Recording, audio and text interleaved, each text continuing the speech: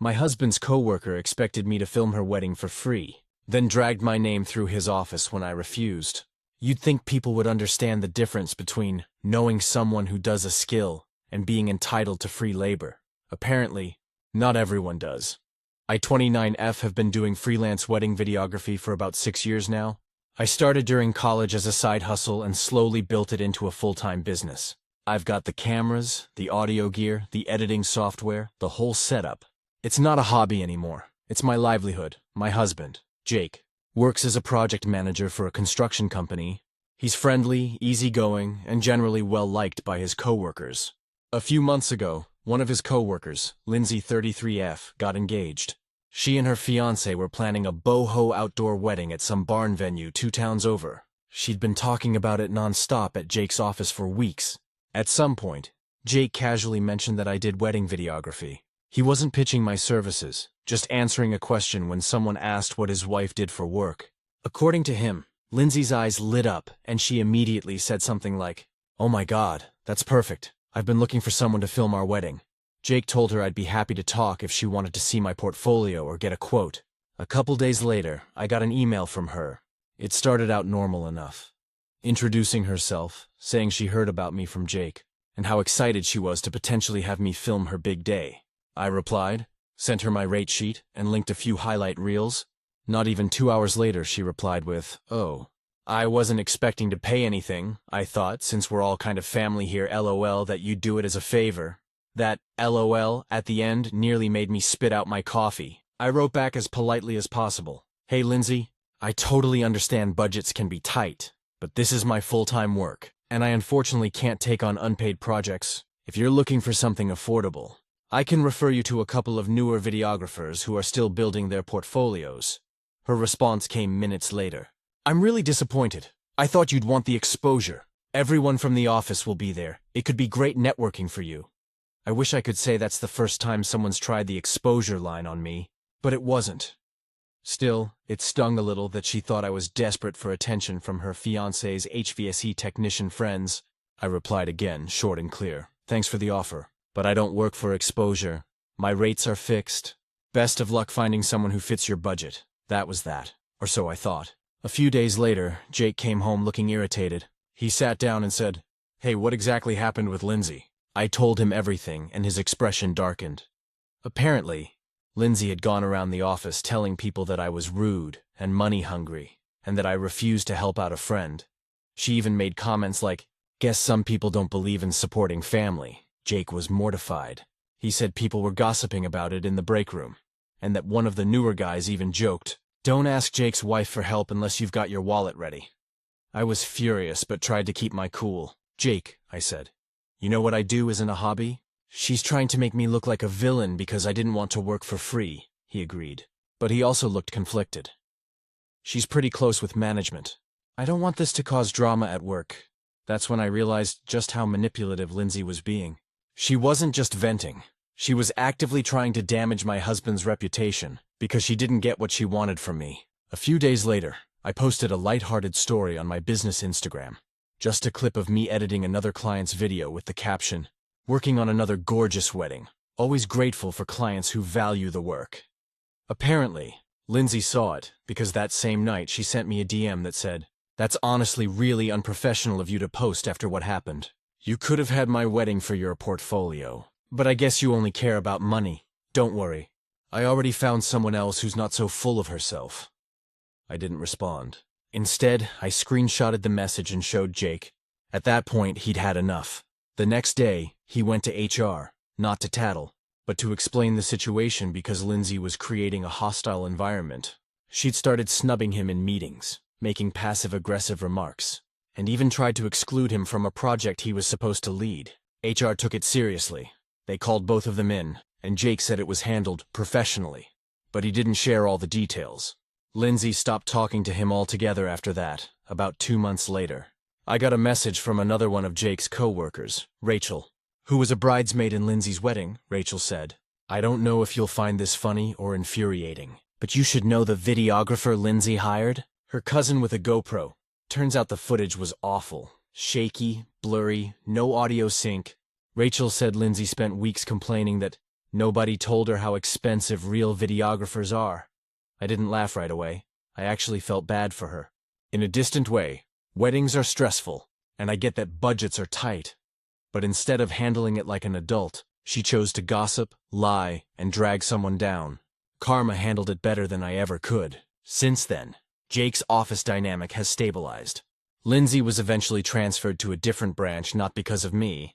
She apparently had issues with other coworkers too. People actually started apologizing to Jake saying, "Man, we didn't realize how much she twisted things now." Every once in a while, when Jake comes home venting about work politics, we'll laugh about the wedding that could have been. It's wild how some people will demand your labor, slander your name when you say no, and still expect sympathy when it blows up in their face.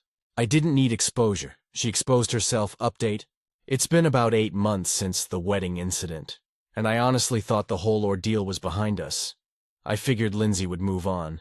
My husband Jake would just keep his head down at work, and life would go back to normal. But as it turns out, Lindsay wasn't quite done. A couple of months after her wedding, Jake started noticing that some of his coworkers were acting weird around him again. Nothing obvious, just little things. People getting quiet when he walked into a room, side eyes during meetings, or whispered conversations that stopped when he got close. At first, he brushed it off. The construction firm he works for can be a little high schoolish at times, with office gossip and petty cliques, but it started getting to him when his manager, Tom, pulled him aside after a morning meeting and said, "Hey Jake, can you tell your wife to cool it on social media?" Jake was confused. He asked what Tom meant, and apparently Lindsay had been telling people I was posting about her wedding and mocking her online, except I wasn't. The only things I'd posted were general work updates, teasers from other clients with their permission, some editing tips, and a few stories about how much I love what I do. Not a single mention of Lindsay or anything even close to her situation. Jake came home furious. "She's still spreading crap about you," he said. "She told Tom you were trying to ruin her reputation as a bride or something." I was livid, but also tired. Like, how long can one person hold a grudge? So I did something I hadn't before. I documented everything. Screenshots of my old emails with her DMs, timestamps of every work-related post I'd made, and even messages from mutual acquaintances who confirmed she was talking about me again. Jake took all of it to HR. He wasn't trying to start a war. He just wanted the record to show that Lindsay was still targeting me, and by extension, him.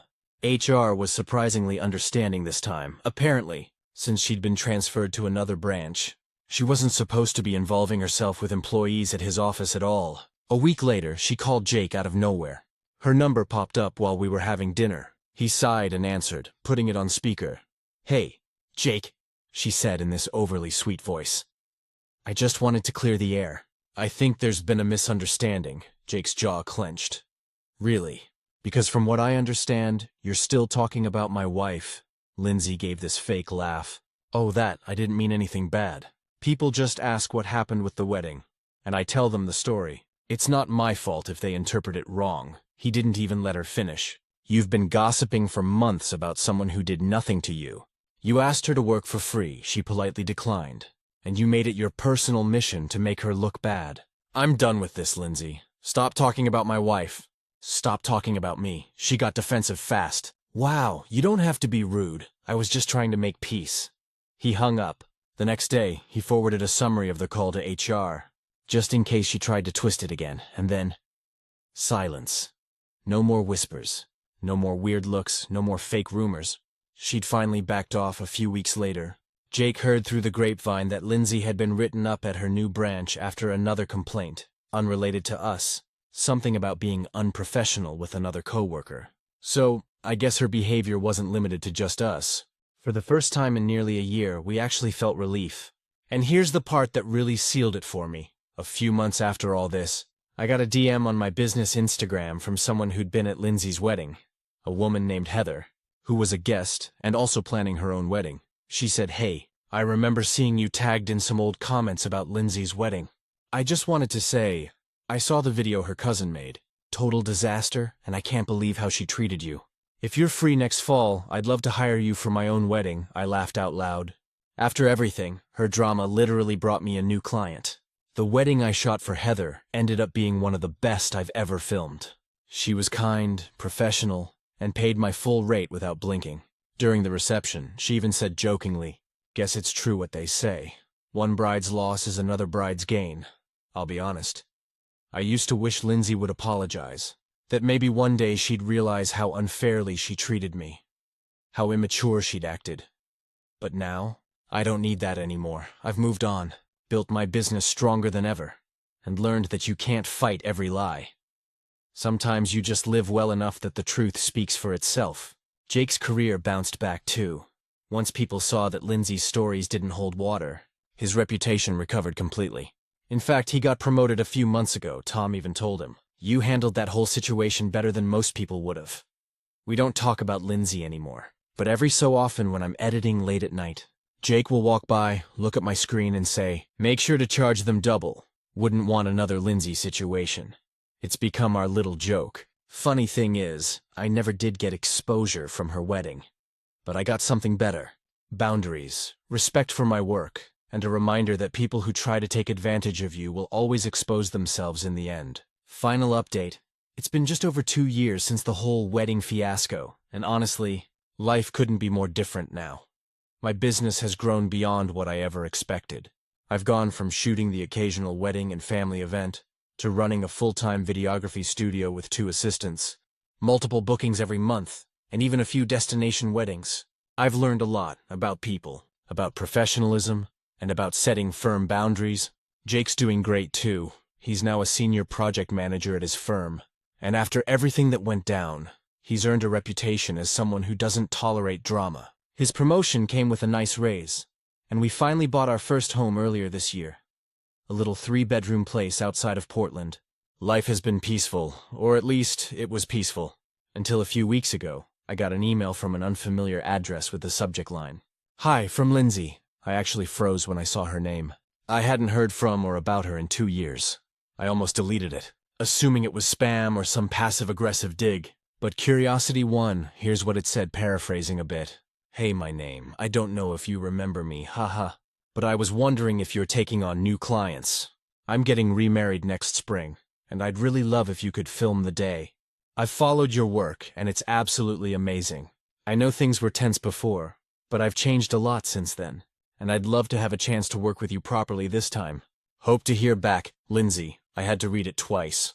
She was getting remarried, and she wanted me, the same woman she'd slandered, trashed, and publicly humiliated, to film her new wedding. I just sat there staring at my screen, half in disbelief, half in hysterical laughter. Jake was in the kitchen making coffee, and I called out, "Babe, you're not going to believe this." When I read him the email, he blinked, then said flatly, "Please tell me you're not actually considering it." I wasn't, not even for a second, but I wanted to respond, mostly for my own closure. I spent about 10 minutes crafting a professional, short and ice-cold reply. "Hi, Lindsay. Thank you for reaching out. I appreciate your kind words about my work. However, given our previous experience, I don't feel comfortable accepting you as a client. I wish you the best with your upcoming wedding. My name." I hit send, sat back, and felt this weird mix of satisfaction and disbelief. Of course, she couldn't just leave it there. She replied within the hour. "Wow, I really thought you'd be more professional by now. I've grown past all that drama, and I figured you would too. But I guess some people can't let go of the past, shame. Because I would have paid well this time. That made me laugh harder than anything. This time. Like she was doing me some kind of favor by pretending to be decent now. Jake wanted me to block her immediately, but I just archived the thread. I didn't even want to waste the energy to engage. Later that week, I was at a bridal expo with my assistant, Nora, setting up our booth.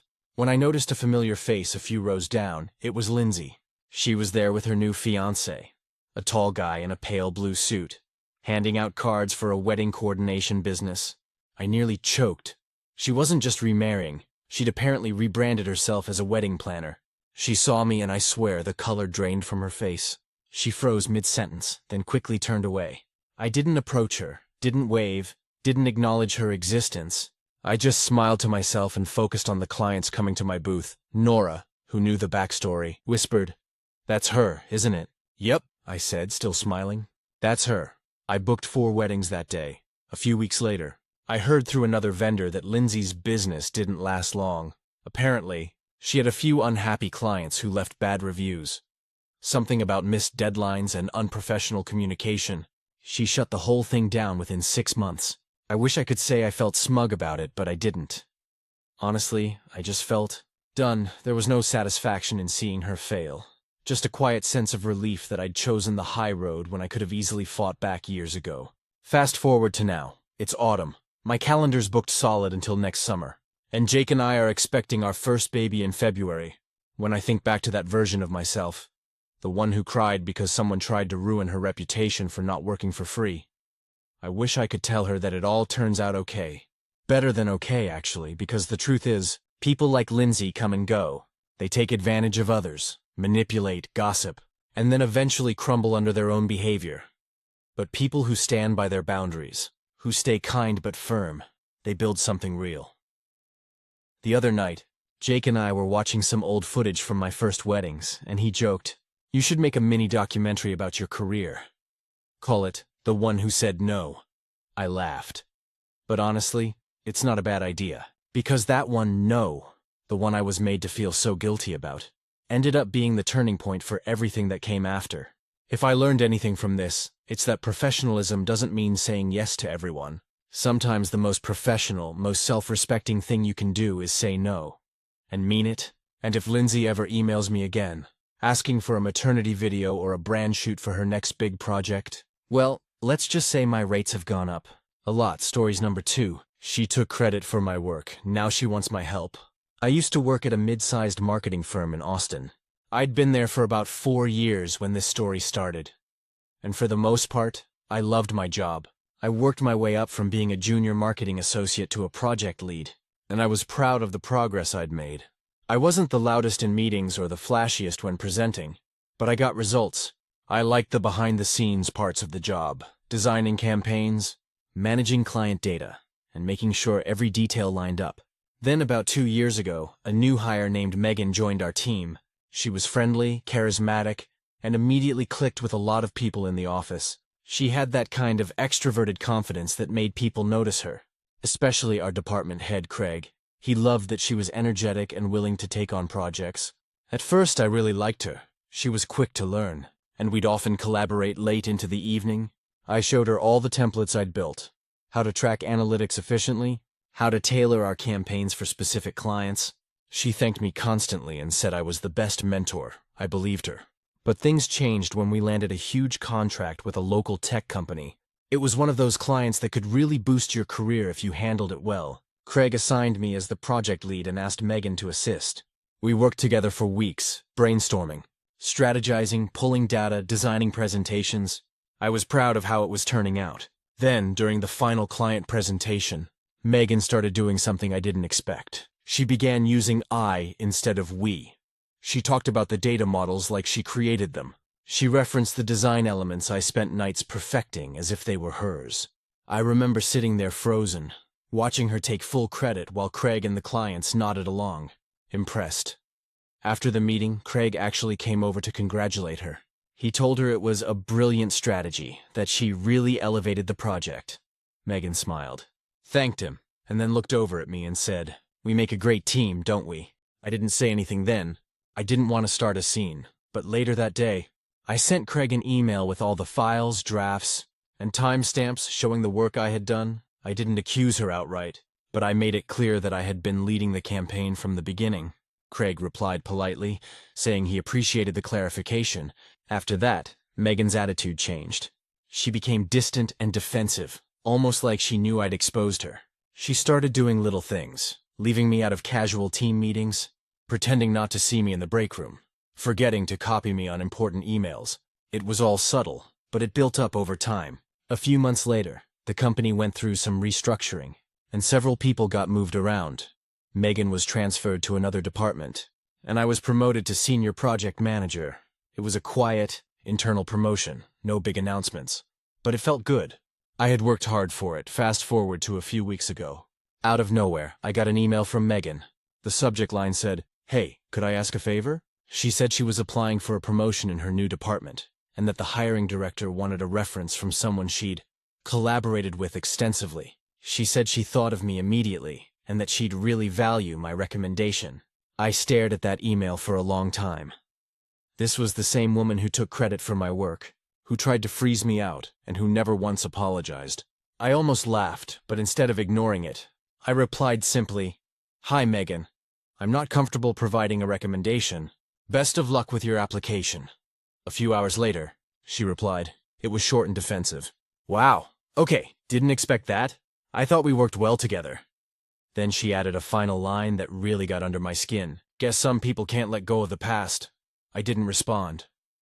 That weekend, I got a text from a mutual coworker, Lindsay, who said Megan was telling people I was being spiteful and holding a grudge. Apparently, Megan told her that my refusal to give a reference might hurt her promotion chances, and that she didn't deserve to be punished for a misunderstanding. That's when I started to question myself. Was I being petty? Should I have just written something neutral? Maybe I could have kept it professional and left out any hard feelings. But then again, a reference isn't just a formality. It's my name and reputation attached to her. If I had lied and said she was a great collaborator, I'd be misleading whoever was considering her for a promotion. And if she did to someone else what she did to me, I'd feel responsible. Lindsay told me I should have just written a short, polite recommendation to keep the peace. But the peace wasn't really worth protecting. Megan crossed a line years ago, and I don't owe her a second chance to benefit from my credibility. Craig, my old boss, heard about it too. He pulled me aside one day and said, "I heard Megan asked for your reference. You were right not to vouch for her. I know what happened back then. That made me feel validated. I didn't need everyone's approval. But hearing it from him helped me stop second-guessing myself. It's strange how some people think they can rewrite history and expect others to play along. She made her choices, and I made mine. I haven't heard from her since. I'm guessing she either got the message or found someone else willing to vouch for her. Either way, I'm at peace with my decision. I don't think refusing to recommend someone who lied, manipulated, and disrespected me makes me the bad guy. In fact, it might be the first time I've really stood up for myself at work without worrying about looking too harsh. It took me a while to learn this, but keeping your integrity intact sometimes means saying no, even when it would be easier to just go along. Update: I didn't expect to be writing another set, but things have taken a few turns since I decided not to recommend Megan for that promotion. About 3 weeks after my last post, I got an email from HR. It wasn't anything alarming at first, just a request to confirm details of past collaborative work with Megan. Apparently, she had listed me as a reference anyway, even after I told her I wasn't comfortable doing so. I was floored. I double-checked to make sure it wasn't some misunderstanding. But no, my name, my email, my title, all right there. The HR rep asked a few specific questions, like whether I'd worked with her on certain campaigns and if I could speak to her leadership and communication skills. I was polite but direct. I said that while I had collaborated with Megan, I did not consent to be listed as a reference and did not wish to provide one. I also mentioned that I believed there had been some misrepresentation of contributions on past projects. A few days later, I got a call from Craig. He told me the HR rep had flagged my response and wanted to follow up. I was nervous for a second. No one likes to get dragged into internal politics. But Craig reassured me that I'd done nothing wrong. Apparently, the department Megan was applying to had received conflicting feedback about her, and my email had only confirmed some suspicions. It turns out, I wasn't the only one she'd rubbed the wrong way. A few people in her current department had also raised concerns about her taking credit for group work. So my experience wasn't unique. It was part of a pattern. She didn't get the promotion. I only know that because Lindsay told me. She said Megan was furious and blamed me, saying I sabotaged her career. According to Lindsay, she'd been going around saying I lied to HR and twisted the story to make her look bad. When I heard that, I just laughed. Not because it was funny, but because it was so predictable. Still, it stung. I don't like being painted as vindictive or petty. I did what was right, but I hate that she's telling people otherwise. I even debated emailing her directly to set the record straight, but Craig advised me not to. The more you engage, the more she'll drag you into it, he said. And he's right. Then last week I ran into Megan by chance. I was at a networking event downtown, chatting with a few people. When she walked in, the second our eyes met, I could tell she wasn't happy to see me. She approached, smiled that tight fake smile, and said, "Didn't think you'd show your face here." I kept my cool. I told her I was just here to connect and that I hoped she was doing well. She said, "Yeah, well, not everyone has to step on others to move forward." I could feel a few people nearby turn their heads. It was awkward as hell. I didn't take the bait. I just said, I'm sorry you feel that way, Megan. But I've always stood by my work and my principles. And walked away. Later that night, one of the people who overheard came up to me and said, "Good on you for not engaging. Everyone knows how she is." That one sentence made all the difference. I realized that her reputation had finally caught up with her. Since then, I've actually been promoted again, this time to team director. Craig is moving into a different role, and I'll be taking over part of his department. When he told me, he said, "You've earned this. Don't let anyone make you feel bad for being honest and doing your job." I've thought a lot about how different I am from the person I was when Megan first joined the company. Back then, I just wanted to keep the peace. I avoided conflict, even when I knew something wasn't right. Now, I've learned that silence sometimes helps the wrong people thrive. Refusing to recommend her wasn't petty. It was me finally refusing to enable bad behavior. And while I didn't intend for her career to stall, she's the one who made those choices. The situation taught me a lot about boundaries and professionalism. You can be kind without being a doormat. You can forgive someone without forgetting what they did. And you can be honest without being cruel. Megan may still think I'm the villain in her story. But that's okay. I know the truth. And the people who matter do too. If there's one takeaway from all this, it's that your reputation is built not on what people say about you, but on how you handle yourself when others try to tear you down. Final update. It's been almost a year since everything happened with Megan. And enough time has passed that I can look at it all with some distance. Life has changed a lot since then, mostly for the better. After my last update, things at work stabilized. I settled into my new role as team director. And honestly, I've been thriving. My team is talented, respectful, and collaborative in a way that reminds me how much a healthy work environment matters. I've made it a point to recognize people for their actual contributions. No one on my team ever has to worry about their work being stolen or overshadowed. Megan, on the other hand, didn't last much longer at the company. About 6 months after she didn't get that promotion, she left altogether, officially. She decided to pursue new opportunities. But everyone knew it wasn't exactly voluntary. There were whispers that she had clashed with her new supervisor over project ownership again. Apparently, she tried to take credit for a campaign that wasn't hers. And that was the final straw. I didn't take any satisfaction in it, honestly. I just felt tired for her. You'd think after everything, she would have learned to work with people instead of over them. But from what I've seen, some people can't handle being part of a team unless they're at the center of it. A few months after she left, I got a message from her on LinkedIn. It was surprisingly calm and almost apologetic. She wrote, "Hey, I wanted to reach out and say I'm sorry for how things ended between us. I was immature and too focused on trying to prove myself. I know I didn't handle things well. I've had some time to reflect, and I wanted to own that." I didn't respond right away. I sat with it for a while. Part of me wanted to ignore it completely. After all, the damage had been done.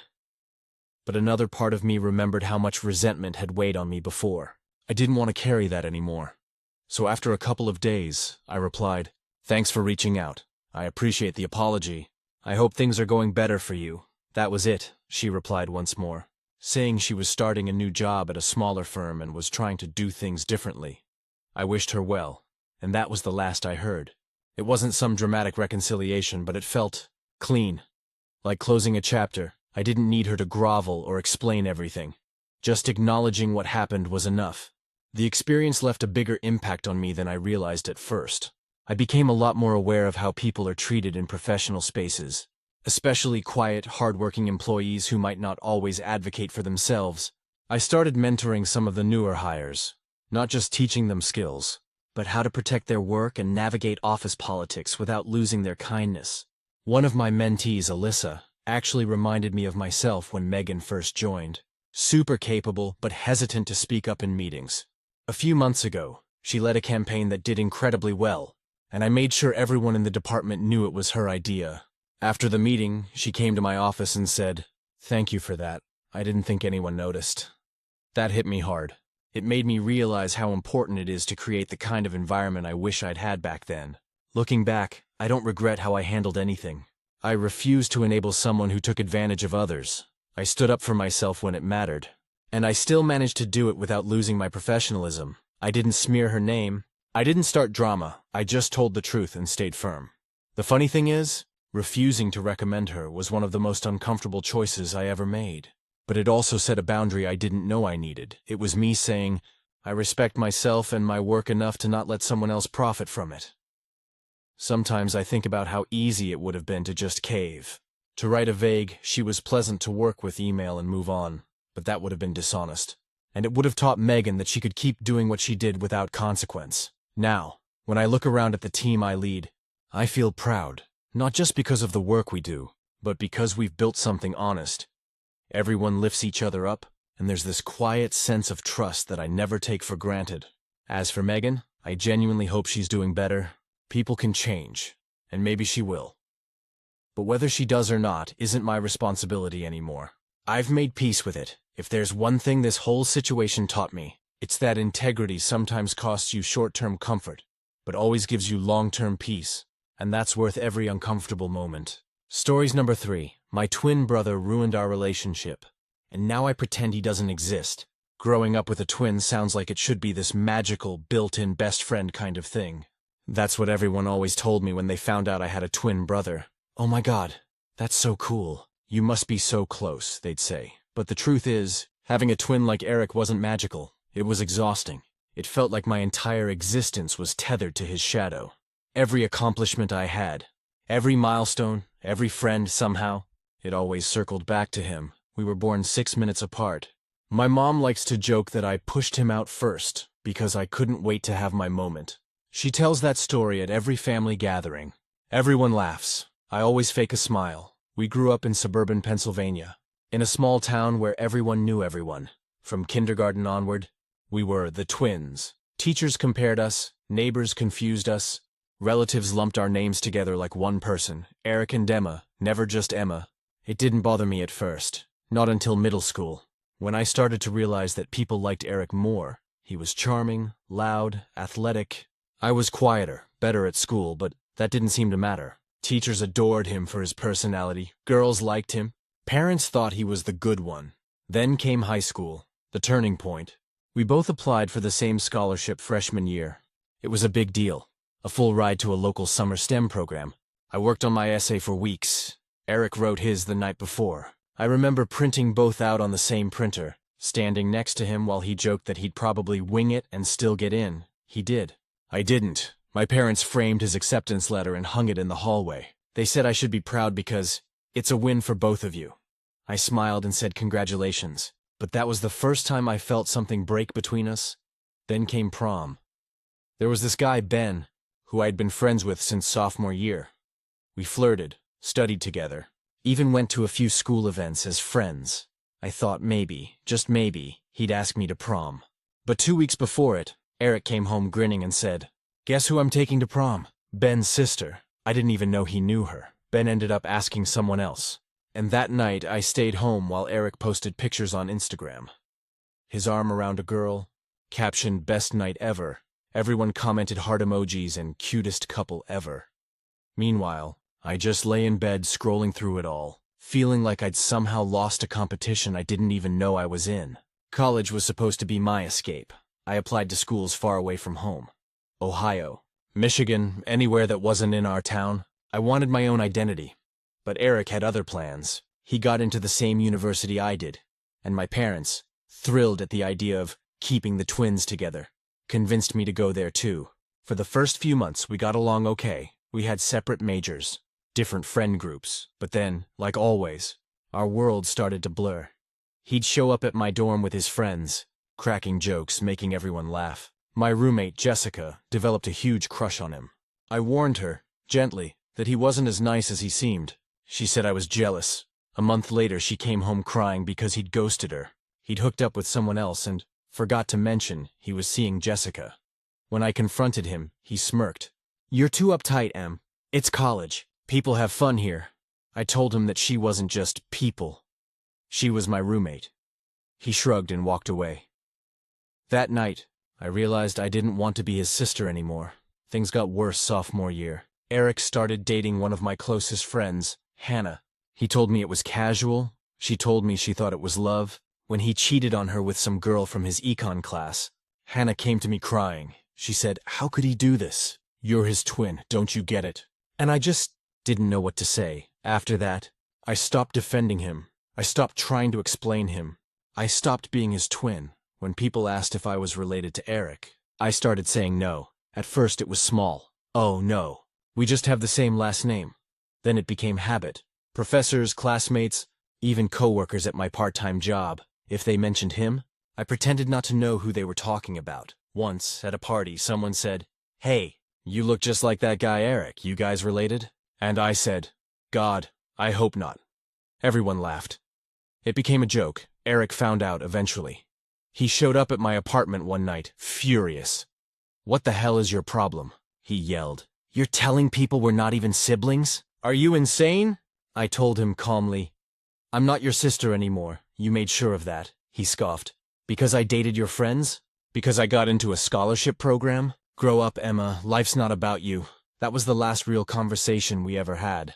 I blocked him on everything a week later, deleted his number, told my parents I didn't want updates about him. My mom cried. My dad said I was being dramatic. "He's your brother," they said. Like that word still meant something. Now, 3 years later, I live in Chicago. I have a good job, my own apartment, and peace, real peace. People still ask about my family sometimes. And I mention my parents. When they ask if I have siblings, I just smile and say, "No, it's just me." And every time I say it, I feel a little lighter. But sometimes, at night, I wonder if he ever misses me, because the truth is, as much as I pretend he doesn't exist, there's still a part of me that remembers what it was like before. Before the resentment, before the comparisons, before the betrayals, when we were just two kids who shared a birthday and thought the world was big enough for both of us. Maybe someday I'll forgive him, but right now, pretending he doesn't exist is the only way I know how to keep breathing without reopening old wounds. Maybe that makes me cold, or maybe it just makes me human. All I know is, peace feels better than guilt ever did. Update. He showed up at my door 3 years later, and I didn't know how to feel. I wasn't planning to write an update. When I first posted, I figured that chapter of my life was sealed shut. My twin brother, Eric, was out of my story, and I'd finally built a life where he didn't exist. Or at least, that's what I told myself. But life has this strange way of testing the boundaries you set. It happened last month, a random Saturday morning in early September. Quiet, gray, the kind of day where you stay in pajamas and scroll mindlessly with coffee in hand. I'd been up late the night before working on a project for my company, so I wasn't expecting visitors. Then there was a knock. At first I ignored it. Probably a delivery. But the knocking didn't stop. 3 slow, deliberate knocks. Then a pause. Then another 3. When I opened the door, my stomach dropped. It was Eric. He looked different, older, tired. His hair was longer, a bit unkempt, and he had faint dark circles under his eyes. But it was his eyes that really hit me. Same pale green as mine. Same shape, same everything. The eyes I'd avoided in mirrors for years. He just said, "Hey, Em." I froze. I couldn't even form words. My brain was torn between slamming the door and pulling him into a hug. And I hated that I even hesitated. I finally said, "What are you doing here?" He exhaled. "Can I come in?" Against my better judgment, I let him. My therapist would probably say that was a trauma response, the instinct to make other people comfortable, even when they've hurt you. He stood in my kitchen, looking around like he was taking in another world. "You've got a nice place," he said softly. "You always said you wanted a view." I didn't answer. I crossed my arms and waited. He rubbed the back of his neck, a habit he's had since we were kids. I found out where you lived from, Mom. I know you didn't want contact, but..." I cut him off. "Then why are you here?" He swallowed hard. "Because I messed up, Em, and I'm sorry." I laughed, not out of humor, but disbelief. "Sorry? For what exactly? For 4 years of making my life miserable? For using every person I cared about like a toy? For making me feel like I didn't matter?" His face crumpled a little. "All of it," he said. "I know that doesn't mean much now, but I've been doing a lot of thinking. Therapy, actually. That caught me off guard, Eric." "Therapy?" he went on. "I hit a really bad point last year. I broke up with my fiancée. She said I was emotionally unavailable, manipulative. Sound familiar?" He gave this half smile that looked more like pain than humor. "That's when I realized I've been repeating the same cycle my whole life. Hurting people, pushing them away, pretending it was all fine. But it's not." I stayed quiet. "My heart was thudding in my chest," he said. "I thought about calling you 100 times. But I didn't think you'd answer. I needed to say I'm sorry in person." I I wanted to scream at him. I wanted to cry, but I couldn't do either. I just stood there, staring at this person who was both a stranger and the other half of my DNA. Finally, I said, "You don't get to show up years later and dump your guilt on me like it's some kind of confession box." He nodded. "I know. I'm not asking for forgiveness. I just needed you to know I've changed. Or at least, I'm trying to—" That word, trying, stuck with me. He sat down at my kitchen table, and for the first time in years, we actually talked, not about family, not about old wounds, just about life. He told me he was working at a small marketing firm now, that he'd quit drinking after realizing he'd been using it to numb himself, that he hadn't spoken to Hannah or any of my old friends since college. I told him about my job, about Jessica, my old roommate who I'd reconnected with last year, and how I'd started dating someone, a guy named Caleb, who actually listens when I talk. Eric smiled. "Good. You deserve that." The weird thing is, he meant it. Before he left, he stood by the door and said, "I know pretending I don't exist was easier for you. You had every right to do it, but if you ever want to know me again, the version of me that's trying to be better, I'd really like that." And then he walked out. I stood there for a long time after he left. The apartment felt heavy and quiet. I wanted to feel relief or closure or something, but all I felt was confusion. The next few days were strange. I kept replaying the conversation in my head, analyzing every word. Part of me wanted to call him. The other part screamed, "Don't you dare!" I talked to my therapist about it. She said something that stuck with me. Forgiveness isn't about erasing what happened. It's about deciding whether the person who hurt you has earned a place in your life now. And that's the thing. I don't know yet. I haven't called him. But I haven't blocked him again either. He sent one text last week. Just a picture of the two of us when we were kids, sitting on the floor in matching overalls, covered in finger paint. No words, just the photo. I stared at it for 10 minutes before putting my phone down. Because as much as I tell myself Eric doesn't exist, I can't erase that photo, or the years before everything went wrong, or the tiny flicker of hope that maybe, just maybe, people can change. But I also know this. If I ever let him back in, it'll be on my terms. No more apologies without actions. No more pretending everything's okay for the sake of family. For now, I'm keeping my distance, but I think, for the first time, I don't hate him anymore. Maybe that's the start of something? Not reconciliation, not forgiveness, just peace. And maybe that's enough. Final update. 1 year after Eric came back, I finally decided what kind of sister I want to be. It's been almost a year since my twin brother showed up at my door after 3 years of silence. And I can say now, that moment cracked something open in me that I didn't know I'd kept sealed. If my first post was written out of anger, and my last update out of confusion, then this one is coming from something I haven't felt in years. Peace. Not the calm, fake kind I used to tell myself I had when I pretended Eric didn't exist. I mean real peace. The kind that comes after you stop fighting with ghosts and start living for yourself. I didn't talk to Eric for a while after that day. I thought about it a lot, though. His face, his voice, the way he'd said he was trying, that word haunted me. Because in our family, nobody ever tried to change. They just brushed things under the rug and called it forgiveness. About 2 months after his visit, I finally texted him. Just a simple, "Hope you're doing okay," he replied right away. He told me he'd been going to therapy weekly, that he'd reconnected with our mom, and that he was taking accountability for how he treated people. Not just me, but his exes, his friends, even co-workers. He said something that stuck. It turns out, when you stop trying to prove you're better than everyone else, you actually start liking yourself? I didn't know what to say, so I just said, "That's good, Eric." Since then, we've been rebuilding, slowly, carefully. He came to Chicago a few times, and we met for coffee or lunch. The first few meetups were awkward. Small talk, guarded smiles, the kind of politeness that comes with old scars. But over time, we started having real conversations. Not about the past, we both knew that would come later, but about who we are now. I learned things I didn't know about him. He's been volunteering at a youth mentorship program. He quit drinking entirely. He said he finally realized how much of his life was spent chasing approval.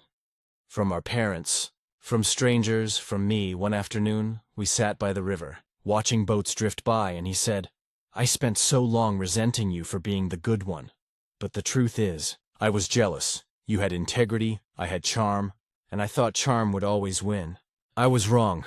I didn't know I was crying until he handed me a napkin. That moment, that small, quiet honesty, was when I stopped pretending he was someone I had to hate. We still don't talk all the time. I don't want to fall back into being the twins again. But now when people ask if I have siblings, I say, yeah, I have a brother named Eric. And that simple sentence, using his name again, feels like a little miracle every time. My parents were shocked when they found out we were speaking again. My mom cried. My dad, who'd always been the type to believe family is family, just said, about time.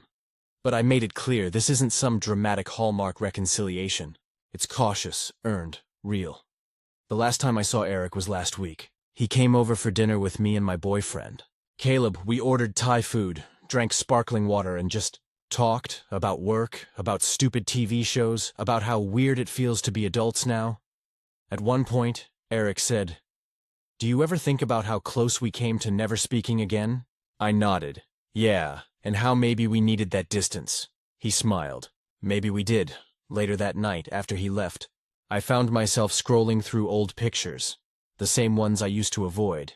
There we were, two kids in matching Halloween costumes, two teenagers with braces and messy hair, two faces that looked so alike and yet felt worlds apart. For the first time, I didn't feel anger looking at them. I felt grief, for the years we lost, for the hurt we caused each other, but also gratitude. Because maybe that distance is what allowed both of us to grow into people who could actually meet each other halfway. I know some people reading this might expect a dramatic reunion. Some teary, we're twins again moment, but that's not real life. Real life is quieter. It's small steps, cautious trust, late-night texts that say, "Hey, just thinking about you. Hope you're good." It's understanding that sometimes love isn't constant closeness. It's space, growth, and a willingness to try again without erasing the past. I used to think pretending Eric didn't exist was the only way to heal. But now I understand that pretending isn't healing. It's hiding. And healing, real healing, happens when you face the pain, let it exist, and then choose peace anyway. So no, I don't pretend he doesn't exist anymore. He does. He always did, but now, I exist too. Fully, separately, completely. And for the first time in my life, that feels enough. Stories number 4. She announced my baby before I even could when I was pregnant. I imagined that first moment of announcing my daughter's birth. I'd thought about it for months. What photo I'd use, how I'd word it, maybe even something simple like, "She's here, and she's perfect." It sounds small, but after 9 months of exhaustion, body changes, and anxiety, that post felt like my moment, our family's moment. Instead, my sister-in-law took that from me. I'm Megan, 31, married to Lucas, 33. We've been together since college and married for 5 years. Lucas has one sister, Brittany, who's 29. I'll say this right now, Brittany is exhausting. She's loud, overly involved, dramatic, and always needs attention. She doesn't do things maliciously. She just never thinks before acting. Throughout my pregnancy, Brittany was everywhere. When I told family we were expecting, she immediately started posting baby watch updates on Facebook. When I was 6 months along, she posted a photo of my ultrasound to her Instagram story without asking. I was furious. But Lucas asked me to let it go because, in his words, "That's just how she is," I told him. Being like that doesn't make it okay. But I dropped it to avoid stress. Fast forward to my due date. Labor started early in the morning, and we went to the hospital. I told Lucas no phones until we were ready. I wanted that moment to be just us and our little girl. He agreed completely. It was a long, emotional day. After hours of labor, I finally gave birth to our daughter. Ella Rose. She was perfect, tiny, wrinkly, screaming, and beautiful. The nurse placed her on my chest, and I felt the world go quiet for a second. It was the best moment of my life. We told our parents and siblings through a group text that Ella had arrived safely, and that we'd share photos later once I rested. Everyone was congratulatory, except Brittany, who immediately replied, "Can I post something?" I said no firmly. I told her we wanted to be the ones to announce it. She said okay, no problem. An hour later, as I was finally drifting off to sleep, my phone started blowing up. Notifications, messages, tags. My best friend texted, "OMG, congrats." Just saw the announcement. My heart dropped. I opened Facebook, and there it was. Brittany had posted a full birth announcement. She uploaded a photo from our group text, where Ella's face was visible, along with her full name, weight, birth time, and even the hospital name. The caption said, "Welcome to the world, baby Ella Rose. Auntie Britt loves you so much already." My jaw literally dropped. She'd done it. She'd announced my baby before I even could. I burst into tears, part hormones, part disbelief, part anger. Lucas immediately texted her to take it down, and she replied, "Oh no, people already saw it. It's fine. It's just family." It was not just family. By the time I checked, it had over 200 likes and dozens of comments from people we didn't even know. Friends of hers, old co-workers, random acquaintances congratulating her. I told Lucas to call her. He stepped out of the hospital room, and I heard him yelling in the hallway. When he came back, he said she'd started crying, saying she didn't think it was a big deal. It took 2 hours before she finally deleted it. By then, screenshots had already spread everywhere. My own moment was gone. When I finally made our announcement the next day, I felt hollow. It didn't feel special anymore. It just felt like damage control. When we got home from the hospital, Brittany showed up uninvited with balloons, gifts, and a big grin, acting like nothing had happened. I asked to talk privately. I told her how deeply she'd hurt me, how I'd waited for that moment for months, and how she had stolen it. She looked genuinely shocked and said, "I didn't mean to. I just got excited." Everyone already knew anyway. I told her excitement doesn't excuse disrespect. She started tearing up again, saying I was ruining her joy and that I should just be happy instead of making this about social media. Lucas stepped in at that point and told her to leave. She left crying and later texted both of us saying we were being dramatic and holding a grudge over a Facebook post. That was 3 weeks ago. Since then, she's been acting like I owe her an apology. She's told Lucas's parents that I blew up over nothing and that she just wanted to celebrate. His mom has tried to mediate, saying, "You know how Brittany is, she just gets excited." I finally said, "Everyone keeps using that excuse like she's a toddler. She's almost 30. At some point, she needs to learn boundaries." Lucas has been supportive, but I can tell he's tired of the family tension. His mom keeps hinting that I should just let it go. But every time I think about how that moment was stolen from me, it stings all over again. I'm not someone who cares much about social media, but that first announcement, the one that's supposed to come from the parents, meant something to me. It was symbolic. It was supposed to be ours now. Every time I scroll through those photos, I don't just see my baby. I see the frustration, the intrusion, and the disrespect that came with her first hours of life. Brittany has texted twice since, both times saying she misses seeing the baby and wants to come over. I haven't replied yet because, truthfully, I don't know how to move forward with someone who doesn't seem capable of understanding how big of a boundary that was. I'm tired of being told to just get over it, because if she had done this to any of them, I doubt they'd say the same thing. Update? It's been about 6 months since the whole baby announcement fiasco, and things have been complicated. I wish I could say everything's smoothed over and we all moved on, but that would be a lie. After I posted my story, a lot of people told me to hold my boundaries, and I did. But that came with consequences. Brittany never actually apologized, not once. The closest thing she ever said was, "I didn't mean to upset you," which to me is just another way of saying, I don't think I did anything wrong. After that day, I decided to go low contact with her. I muted her on social media, stopped sending her updates about Ella, and told Lucas I didn't want her at the house until I felt ready.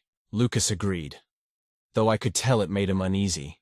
He's always been the peacemaker, especially when it comes to his family. For the first couple of months, Brittany kept trying to come over. She'd text things like, "Can I stop by for just 5 minutes? I have a gift. I miss my niece so much, please don't shut me out." But every message was followed by some passive-aggressive comment like, "I guess you're still mad at me, huh?" I ignored her for a while, but one day she showed up at our door uninvited while Lucas was at work. I was holding Ella, and when I opened the door, Brittany just brushed past me into the living room like nothing had happened. She had her phone out, already recording on Instagram. She started cooing at the baby and filming her, saying, "Oh my God, she's gotten so big. Everyone's been asking for a baby update." I froze. I couldn't believe it. I said, "Brittany, stop filming." "Seriously?" She laughed like I was joking. "Oh, come on. I'm not posting it right now. I'm just getting a cute video," I repeated, louder. "Stop filming. Now." She finally lowered the phone but rolled her eyes. "You're really overreacting, Megan. It's not like I'm stealing your spotlight this time." I just stared at her. "Get out!" She blinked. "What?" "Leave right now." She started crying immediately. Real tears. The full show. "I can't believe you're keeping me away from my niece. I love her so much, you're being so mean to me." I stood there, exhausted, holding my baby, my heart pounding. You don't get to play the victim, you broke my trust, and you still don't see what you did wrong until you do.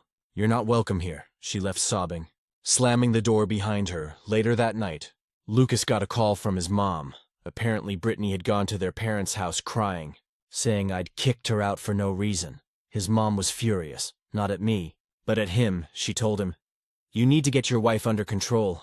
She's dividing the family." When he told me that, I nearly saw red. I said, "Your mom needs to understand that boundaries aren't disrespect," Lucas defended me. But it caused a lot of tension. His mom started icing me out too, ignoring my texts, not asking about the baby, but constantly liking Brittany's dramatic posts about family drama and being misunderstood. For a while, I honestly thought I was losing my mind. I started questioning if I was overreacting. Maybe I should have just brushed it off. But every time I looked at my daughter, I remembered that it wasn't just about a post. It was about consent, about control, about someone deciding my boundaries didn't matter. 3 months later, the situation reached a breaking point.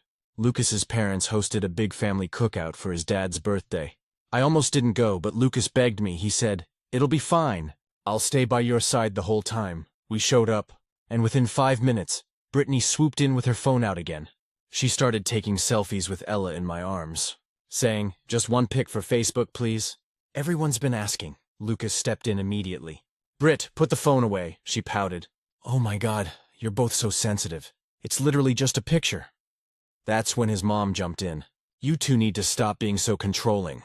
It's just a proud aunt wanting to share her niece." Lucas looked his mom dead in the eye and said, "Mom, she asked us not to. Respect that." The whole backyard went silent. Brittany started crying again, of course, and his mom muttered something about how ridiculous this has gotten. We left early. That night, Lucas and I had a long talk. I told him I couldn't keep doing this. The constant anxiety, the family drama, the guilt trips. I needed peace. To his credit, he finally understood. He told me, "You're not crazy. You've been disrespected over and over, and I didn't protect you the way I should have." That was the first time I cried out of relief since giving birth.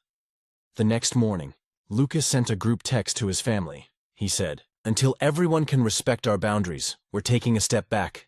No visits, no social media posts, no surprise drop-ins.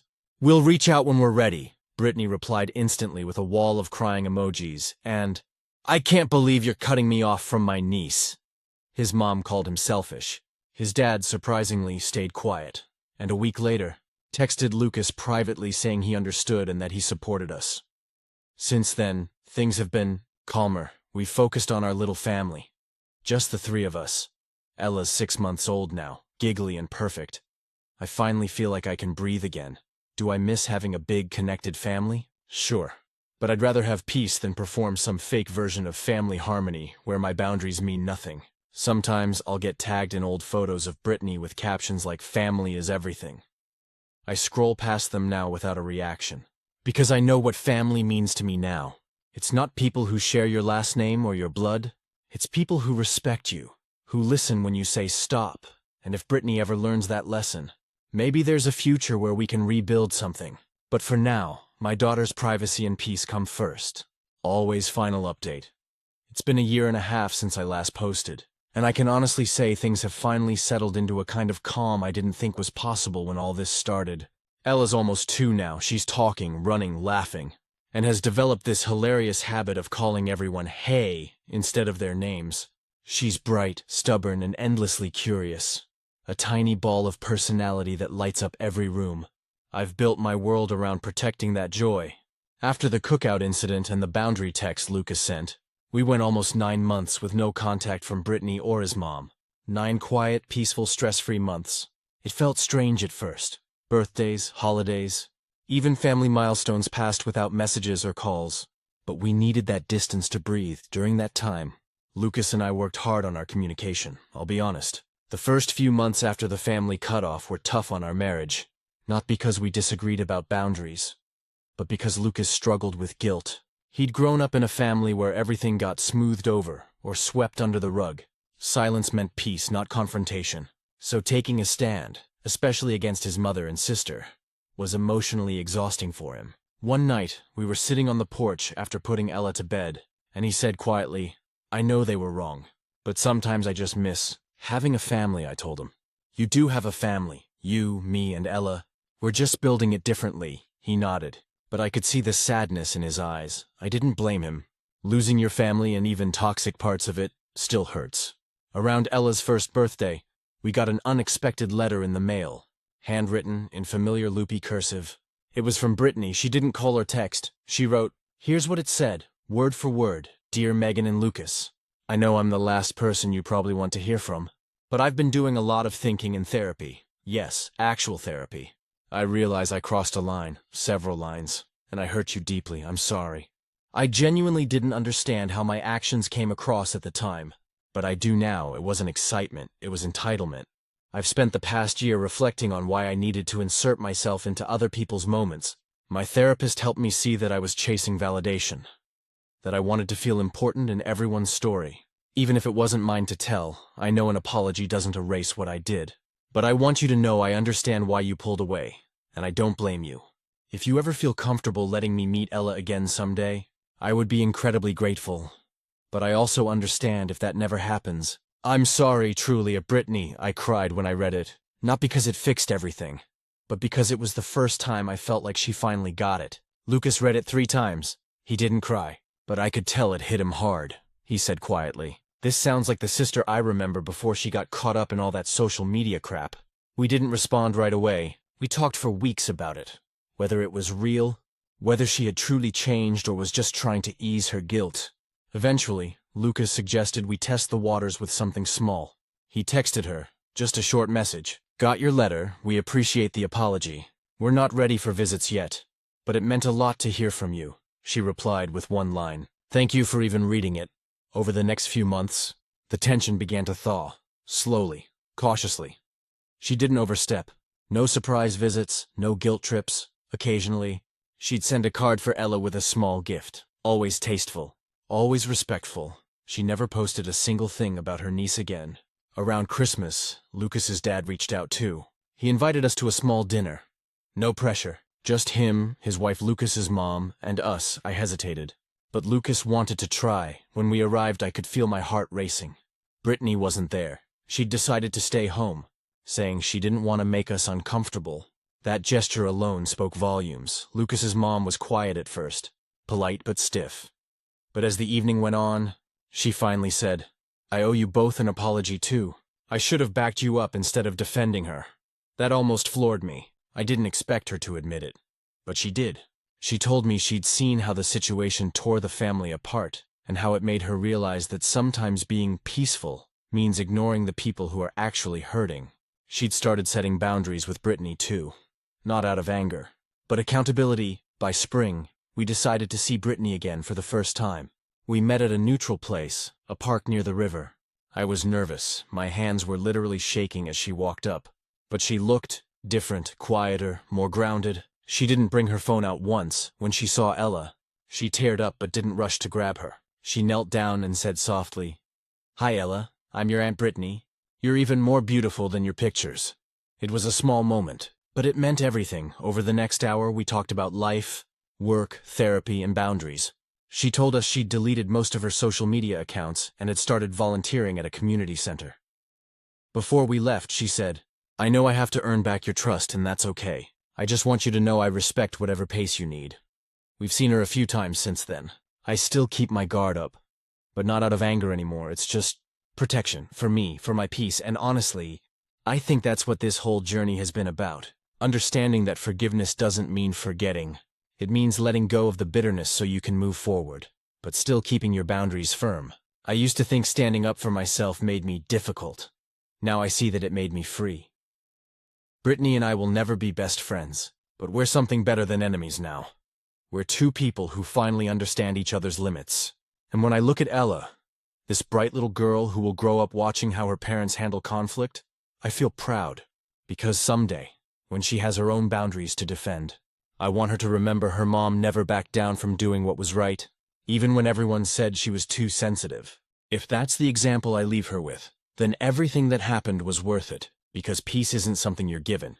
You create it, one boundary at a time. Stories number 5, I miss dating when I was fat. I know that sounds strange, but lately I've been struggling with how much has changed since I lost weight, especially when it comes to dating. For most of my 20s, I was overweight. I wasn't morbidly obese or anything, but definitely on the heavier side. I'm 5'6", and back then I hovered around 220 pounds. I didn't always love how I looked, but I was confident enough. I dressed well, took care of myself, and I never had trouble finding people who were genuinely interested in me. I dated some really good guys during that time. Not movie star types, but solid, kind, funny men who liked me for who I was. I didn't have to wonder if they were with me because of how I looked. They were there because they liked my personality, my humor, and the comfort of being around someone who didn't try to impress them. But about 3 years ago, I decided to lose weight. I wasn't pressured into it. It was something I wanted for my health. I started walking every morning, cooking at home, cutting out soda, and tracking my calories. It wasn't some overnight transformation. It took me almost a year and a half to lose around 80 pounds.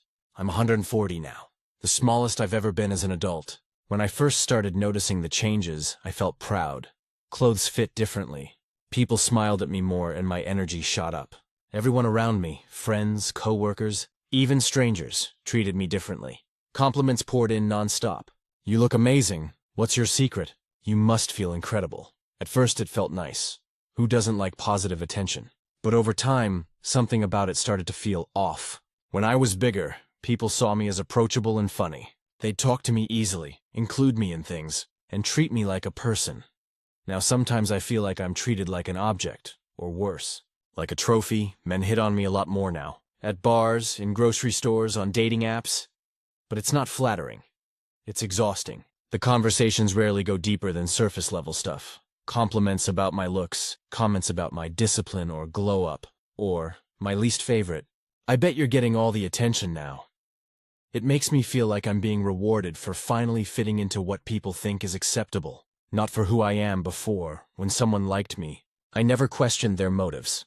I knew they saw me first. They had to, because I wasn't the kind of woman society tells men to chase. Now, I can't help but wonder if anyone actually wants to know me. Or if I'm just someone's hot girlfriend for as long as it lasts. The biggest shock came when I started dating again after the weight loss. I got back on the apps, thinking I'd have an easier time finding someone now, and sure, I got more matches. But the quality of conversations went downhill. I remember one guy, Dylan, who was all charm at first. Handsome, confident, worked in finance. We talked for a week before meeting up for drinks. During the date, he kept complimenting me. "You're way prettier than your pictures. You've got that natural model vibe. You must have guys lined up for you." Halfway through the date, he asked if I'd ever been bigger. I froze a little, because I'd mentioned it briefly in my profile. Something like, "Recently got into fitness," he said. "I can't even imagine you fat. You must look like a completely different person." He laughed when he said it, like it was a harmless comment. But something about it made me sick. I smiled and brushed it off. But internally, I couldn't stop thinking. Would you have liked me back then? Or do you only like me now that I look the way you want? After that, I started paying attention to how men responded to my weight loss story. Some acted amazed, like it was an inspirational tale. Others made it weirdly fetishy. One guy told me he loved women who used to be thick but got fit. Like I was some kind of collector's edition. It made me start missing the days when dating felt safe, when I didn't have to constantly question intentions. When a compliment felt sincere instead of calculated. The irony is, I have more confidence in my body now, but I feel less secure in my relationships. I catch myself overanalyzing every gesture, every look. I wonder if they'd still like me if I gained 10 pounds. I wonder if they see me as a real person, or as an achievement. Even my friendships changed. A few of my old friends grew distant, almost resentful. One of them, Tara, told me one night after a few drinks, "You're different now. You used to be fun and real. Now you're so focused on how you look." That one hurt because I wasn't trying to be different. I just didn't want to feel unhealthy anymore. I realized that people projected a lot onto my body. In both directions. When I was heavier, they saw me as friendly and non-threatening. Now they see me as vain or intimidating. Either way, I'm still not being seen accurately. I know this sounds ungrateful. I worked hard for this. I'm healthier than I've ever been. But emotionally, it's complicated. Losing weight fixed a lot of external things, but it created new internal conflicts I never expected. A few months ago, I met someone new, Ben. He's different from the guys I've dated recently. We met through mutual friends at a barbecue, not online. We talked for hours about everything except appearance, movies, work, stupid pet stories. It felt normal. We've been seeing each other for a few months now, and I haven't told him much about my past yet. Not because I'm hiding it, but because I want him to know me now, before attaching any idea to who I used to be. Sometimes I think I'll show him an old photo just to see his reaction. But part of me is scared. I guess the truth is, I don't miss being fat. I miss the honesty that came with it. The feeling that when someone liked me, it wasn't because I checked off some superficial list. I miss knowing the connection came from a real place. Not from a filtered version of me. I worked hard to change my body. But I didn't realize how much that change would shift the way the world treated me. And sometimes, even though I wouldn't go back, I can't help but wish people still looked at me the way they used to. When my worth wasn't measured by the number on a scale or the size of my jeans. Because the truth is, being thin made my life easier in a lot of ways. But it also made it lonelier. It's been about 6 months since I wrote that post, and a lot has happened. Mostly things I didn't expect. I ended that story on a kind of bittersweet note, still struggling to reconcile how my life changed after losing weight. I thought maybe time would help me adjust, but the reality has been more complicated. Let's start with Ben. When I first met him, I didn't want to bring up my past weight because I didn't want that to color how he saw me.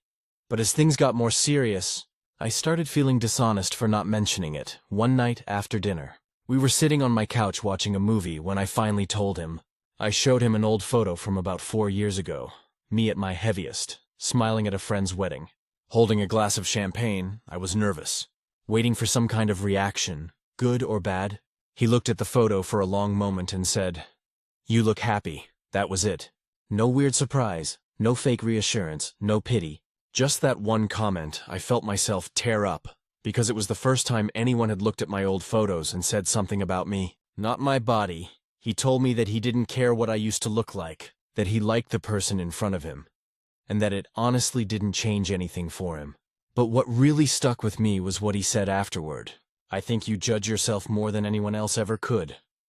He was right. I didn't realize how much of my identity had become tied to being the girl who lost weight.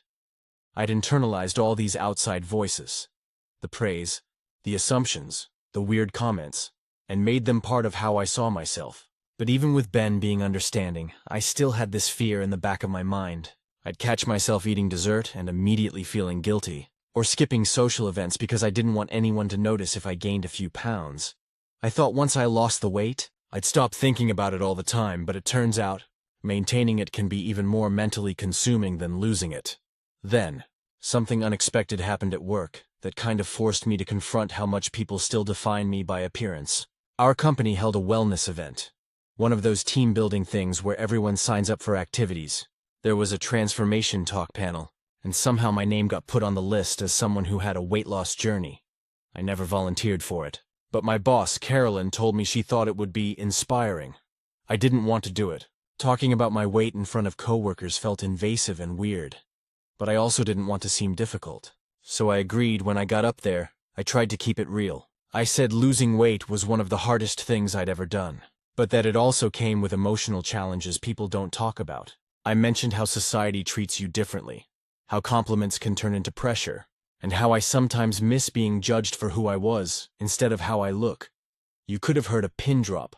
I think people were expecting a feel-good speech about discipline and motivation, not a confession about identity and insecurity. But afterward, several people came up to me privately and said they appreciated it, that they'd felt the same way after losing weight, having surgery, or even just changing their appearance. That moment made me realize something. I'm not alone in this weird gray area. So many people think getting healthy automatically equals getting happy. But it's more complicated than that. Around the same time, I reconnected with my old friend Tara. We hadn't spoken much since she told me I'd changed. I texted her after the wellness talk. Just a simple, "Hey, I miss you," she actually replied. And we ended up meeting for coffee. The first few minutes were awkward, but eventually, she admitted she'd been jealous back then. She said, "It wasn't about you losing weight. It was about me feeling stuck." Hearing that made things click into place. She wasn't angry that I changed. She was angry that she hadn't. We talked for almost 3 hours that day. I told her how hard it had been to feel misunderstood, and she told me how guilty she felt for pushing me away. It wasn't an instant fix, but we're slowly rebuilding our friendship. I think the biggest emotional shift for me came when I stopped trying to prove that I was still the same person I used to be. I spent so long trying to convince people that losing weight didn't change me. But the truth is, it did. It changed how I move through the world, how I see myself, how people treat me.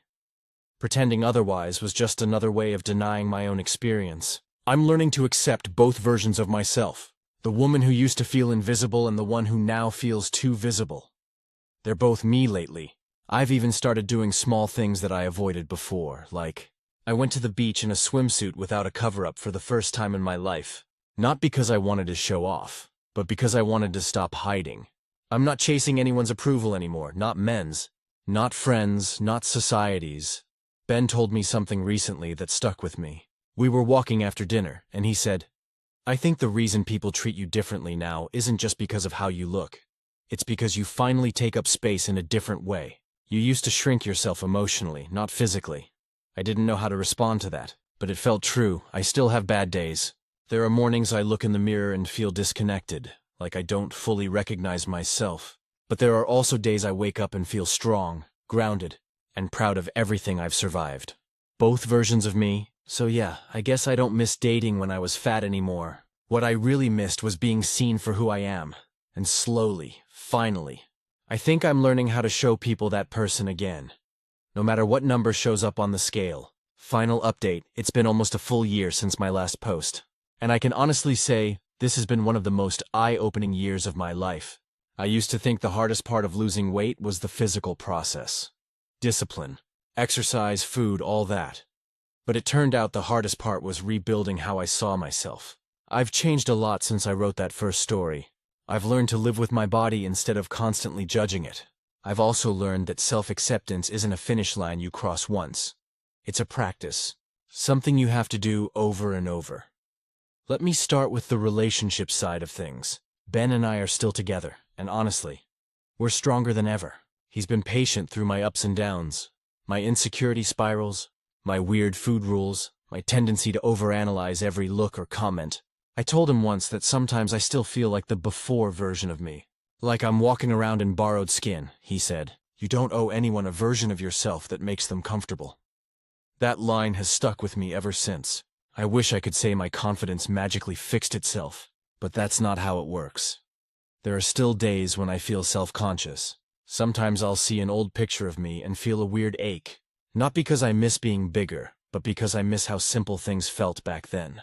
I wasn't constantly afraid of backsliding. I wasn't under a microscope. I wasn't always performing healthy, but lately, I've found peace in new places. A few months ago, I joined a local running group. It started as a way to stay active, but it's become something more, almost therapeutic. The people there don't care about weight or calories. They care about community. One of the regulars, a guy named Marcus, runs at about my pace, and he told me during one of our runs, "You're faster than you think you are. You just don't believe it yet." It hit me how true that was, not just about running, but about everything through that group. I've made some new friends who know me as I am now. Not as the girl who used to be fat, not as the one who lost all the weight, but just me. That's been healing in a way I didn't expect. Tara and I are in a better place too. It took some time to rebuild trust, but we found a rhythm again. We talk more honestly now, without the awkward undercurrent of comparison or guilt. A few weeks ago she told me, "You seem lighter now, not physically, but emotionally." That might be the best compliment anyone's ever given me. There was one moment this year that felt like a turning point. I went to my cousin's wedding in June, and a few relatives I hadn't seen since before my weight loss were there. The comments started immediately. "You look amazing. What's your secret? You're unrecognizable." Old me would have smiled politely and said thank you. But this time I just said, "I'm happy." That's all. And it was true. I didn't feel like I had to downplay or explain myself. I wasn't seeking their approval, I just existed. That felt new. I also started therapy around that time. My therapist, Dr. Renee, helped me unpack how much of my self-worth had been tied to external validation. We talked about body neutrality. Not forcing myself to love every inch of my body all the time, but simply learning to exist in it without hatred or constant scrutiny. She asked me once, "If your body was a person, how would you treat it?" That question completely changed the way I talk to myself. Now, when I look in the mirror, I don't immediately zero in on flaws or differences. I try to see the whole picture. The person who worked hard, who's learning, who's flawed but kind. The biggest shift, though, happened internally.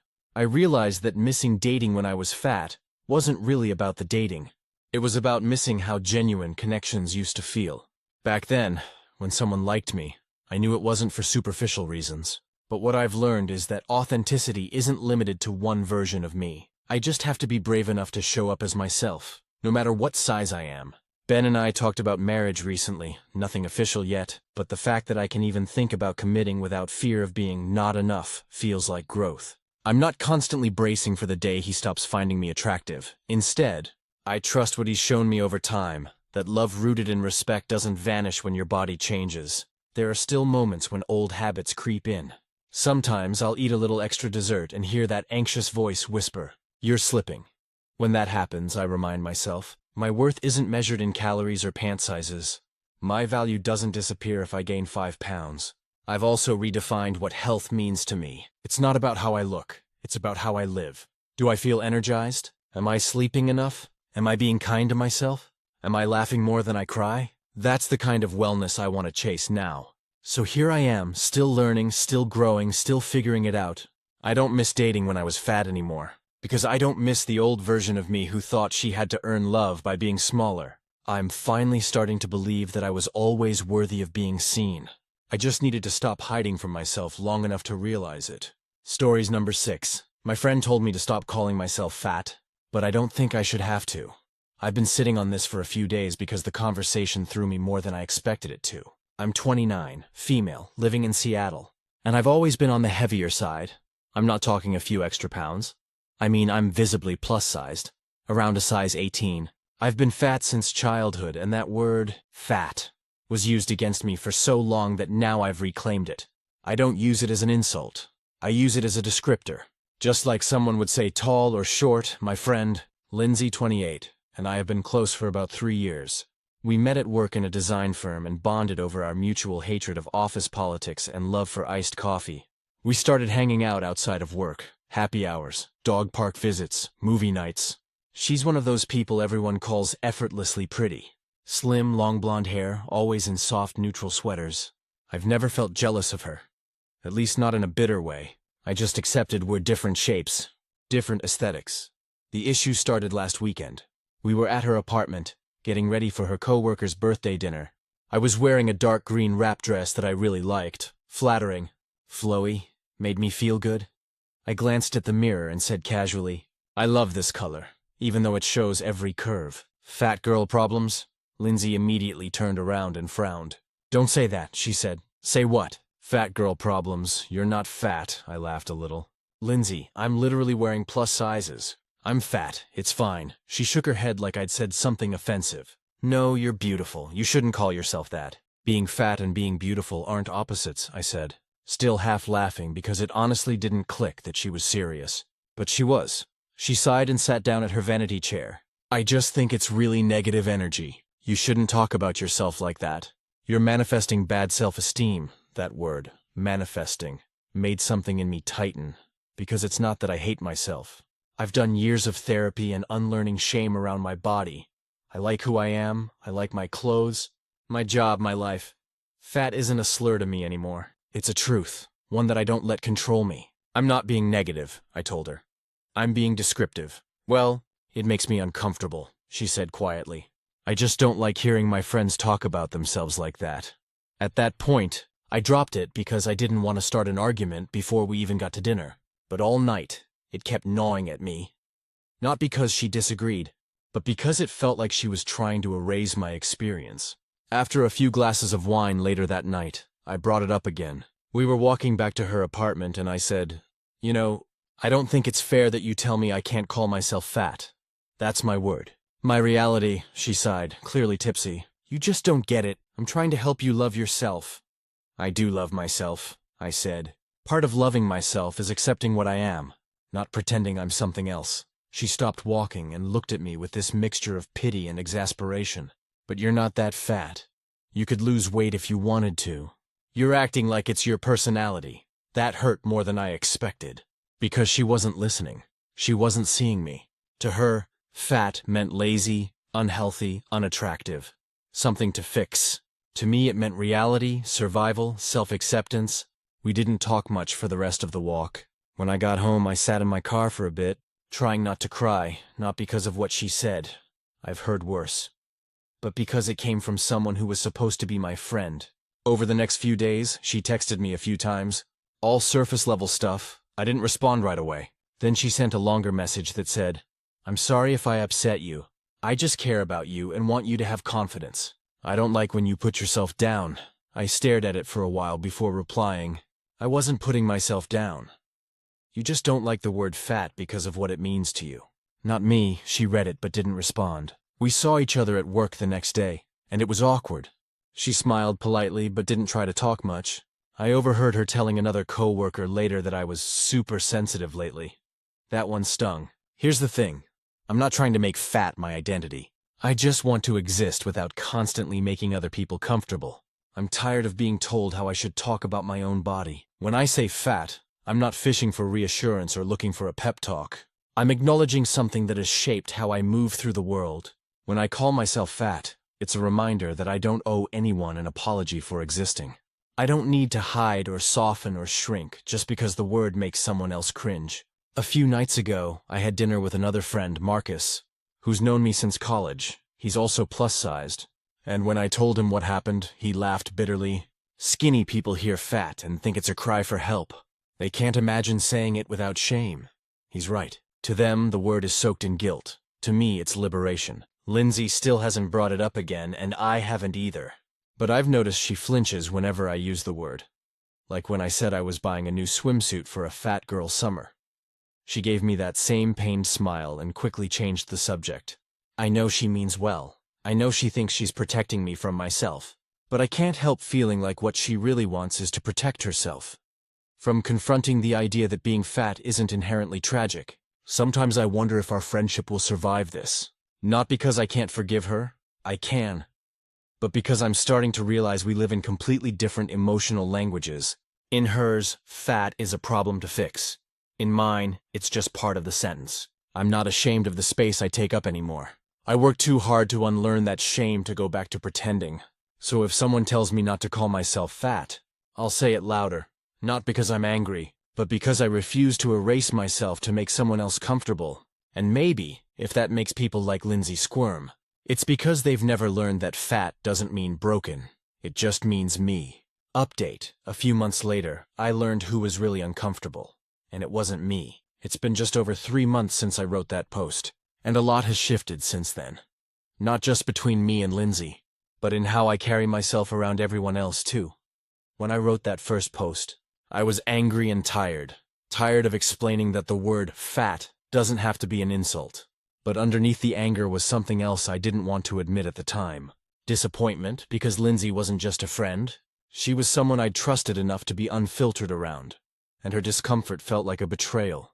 After a few weeks of silence, she texted me again. Just a casual "wanna grab coffee?" I said sure, mostly out of curiosity to see where her head was. We met at a little cafe we both like. She came in wearing a tan trench coat and that air of light perfume she always has, the kind that feels too delicate for public transit. She smiled, like everything was normal, and started chatting about work and her dog. I let her talk, then finally she sighed and said, "I feel like we've been weird lately." I nodded. "We have." She stirred her latte, avoiding eye contact. "I just don't want this to come between us. I love you. And I hate when you talk about yourself like that. It makes me feel helpless." That word, helpless, stuck with me. I asked her why. She said, "Because I can't fix it. I can't make you see how beautiful you are." And for the first time I realized, that's the problem. She still thinks I need fixing, I told her.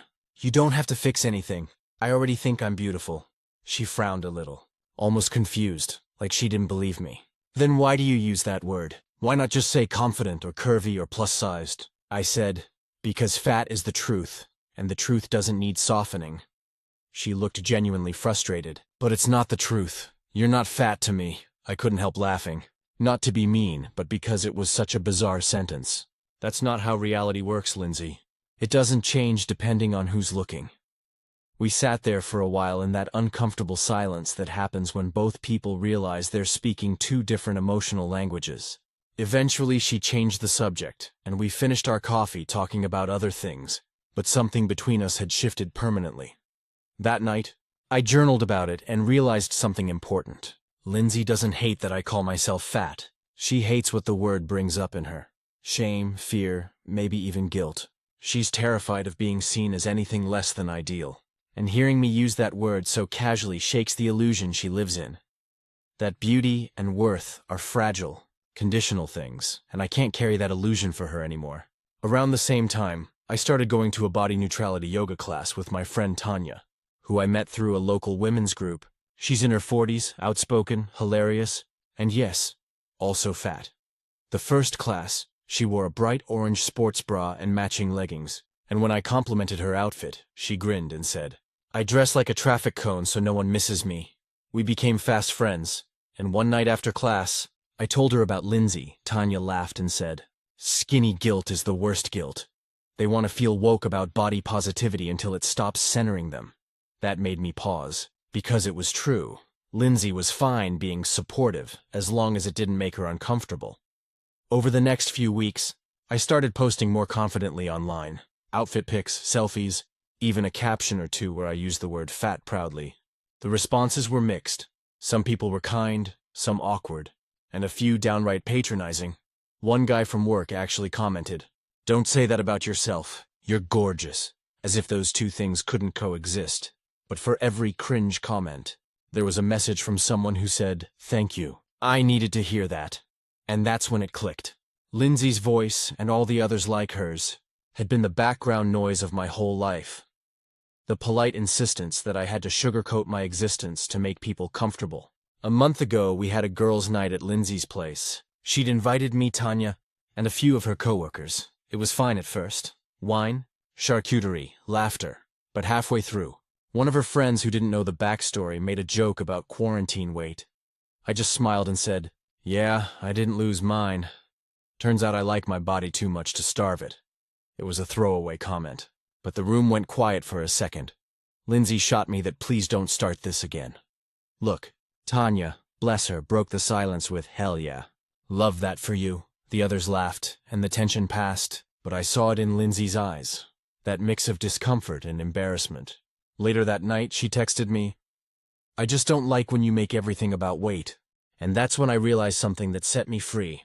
I'm not the one making it about weight. She is. I'm just existing. And she's the one turning my existence into a moral debate. We haven't talked much since then. Not in a dramatic way. Just a quiet fading. I still care about her. She's not a bad person. But I've stopped trying to educate her. I've stopped cushioning the truth. Because the more I try to make people like Lindsay understand, the more I realize I don't need them to.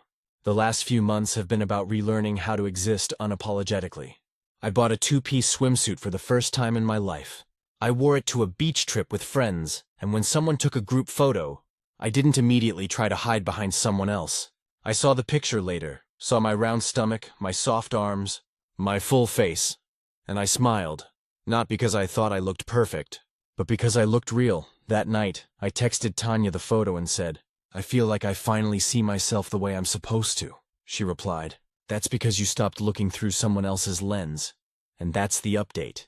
Really, I'm still fat. I still say it. I still love myself. And I've stopped apologizing for how that makes anyone else feel. If someone hears the word fat and thinks it means sad, ugly, or wrong, that's their story, not mine. My story is about taking back the words that once hurt me and making them my armor. So no, I won't stop calling myself fat. Because fat is not an insult, it's not a flaw, it's just the truth. And finally, it's one I'm proud to tell out loud, final update. The last conversation I had with Lindsay changed everything. In the best possible way. It's been almost a year since that first post. And I can finally say this, I'm at peace. Not the half-hearted, "I'm fine, really" kind of peace, but the kind that settles into your bones when you stop fighting to be understood. I didn't expect to write another update. I thought the story ended when Lindsay and I drifted apart. When I finally stopped bending myself to fit inside someone else's comfort zone. But life has a way of circling back, especially when you've done some growing in the meantime. It happened about 2 months ago. I was at the farmer's market downtown, grabbing flowers and overpriced strawberries, when I saw her, Lindsay, standing near a coffee stall with that same perfect posture, hair in soft waves, wearing a flowy white dress that screamed Pinterest board come to life. I almost ducked behind a stand of tulips, not because I was scared, but because I wasn't sure what to say. We hadn't spoken in nearly 6 months, but she saw me first. She froze, then smiled. Small, tentative, "Hey, stranger." And somehow, it wasn't awkward. We stood there talking for a while, catching up like ex-friends who still remembered how to be gentle with each other. She told me she'd been in therapy, that she'd been thinking a lot about how she'd handled our friendship. I could tell she was nervous. Then she said, "I actually wanted to reach out to you for a while. I just didn't know how." We ended up sitting on a bench nearby, coffees in hand, and she told me something that floored me. After our fallout, she'd started following a few body-positive creators online, women who used the word fat unapologetically. At first, she said, she hated it. It made her uncomfortable in the same way I had. But she kept watching. Then one day, one of them said something that stuck with her. If your instinct is to tell a fat person they're not fat, ask yourself why you think that word is an insult. She said that line broke something open in her. I realized, she said quietly, I wasn't trying to protect you when I told you not to say it. I was trying to protect myself from facing how much I equate thinness with worth. For a second, I couldn't speak, because that was the most honest thing she'd ever said to me. We talked for a long time about where that conditioning came from, about how women are raised to see their bodies as projects instead of homes. She said she'd even apologized to a few other friends she'd made similar comments to. She said, "You were the first one who didn't just let me say it, and you were right to call me out." I didn't realize how much I'd needed to hear that until I did. We're not the same friends we were before. It's quieter now, less codependent, more intentional. We get coffee sometimes, text every now and then. And for the first time, our friendship doesn't revolve around pretending to be the same. It revolves around respect. The biggest change, though, wasn't with her. It was with me. This past summer, I went on my first solo trip. To Portland, just me, my camera, and a weekend Airbnb that smelled like cedar and rain. I took photos of myself. Not filtered, not posed, just real. My thighs, my belly, my soft arms, the little crease in my smile. And when I looked at them later, I didn't flinch, I didn't crop anything out. I posted one of the photos on Instagram, captioned simply, "This body has carried me through 29 years. It deserves softness and truth. Yes, I'm fat, and I'm free." That post went mini viral, not influencer level, but hundreds of strangers commented things like, "Thank you for saying this," and "I've never seen someone say it with love before." I cried reading them. Because I realized I'd spent so many years thinking I had to change how I looked to be seen. But all I really had to do was show up as myself. Even my mom, who's from that old school generation of diet talk and "you'd be so pretty if," called me after seeing the post. She said, "I'm sorry. I think I taught you to hide." That apology healed something I didn't even know was still broken. As for Lindsay, she commented on that post too. Just 3 words. "You look radiant." Not "you're not fat," not "don't say that," just radiant. And for the first time, I believed it. I think that's what this whole journey has been about. Not convincing anyone that being fat is good or bad, but reminding myself that it simply is. My body isn't a symbol or a rebellion, it's a body. It changes, it softens, it exists, and that's enough. Lindsay and I had dinner last week, actually, at one point. She said something that summed everything up. "You taught me that self-acceptance isn't just a vibe or a quote on a mug. It's a boundary." I smiled and said, "Yeah, and once you said it, people either learn to meet you there, or they fade away." She nodded. I'm glad I didn't fade. So am I. Because here's the truth. I used to think that reclaiming the word fat was just about me, but it's not. It's about every woman, every person, who's ever been told they needed to shrink to be loved. Every time I say that word without flinching, I make a little more room for someone else to breathe. I don't hide from mirrors anymore. I don't delete pictures. I don't apologize for taking up space in the frame or in the world. I'm fat. I'm beautiful. I'm both all the time. And if that makes anyone uncomfortable, that's okay. Growth usually does. Stories number 7. My friend kept saying, "I'll get you next time." And I finally made her pay up. I, 28F, have this friend named Emily who I've known since college. We met in our sophomore year during an art history class, and she's one of those people who instantly make friends everywhere she goes. She's outgoing, funny, and has this magnetic energy that makes everyone feel like they've known her forever. I, on the other hand, am a bit more reserved. I like nice dinners, coffee dates, and keeping things fair when it comes to money or plans. For years, our friendship was solid.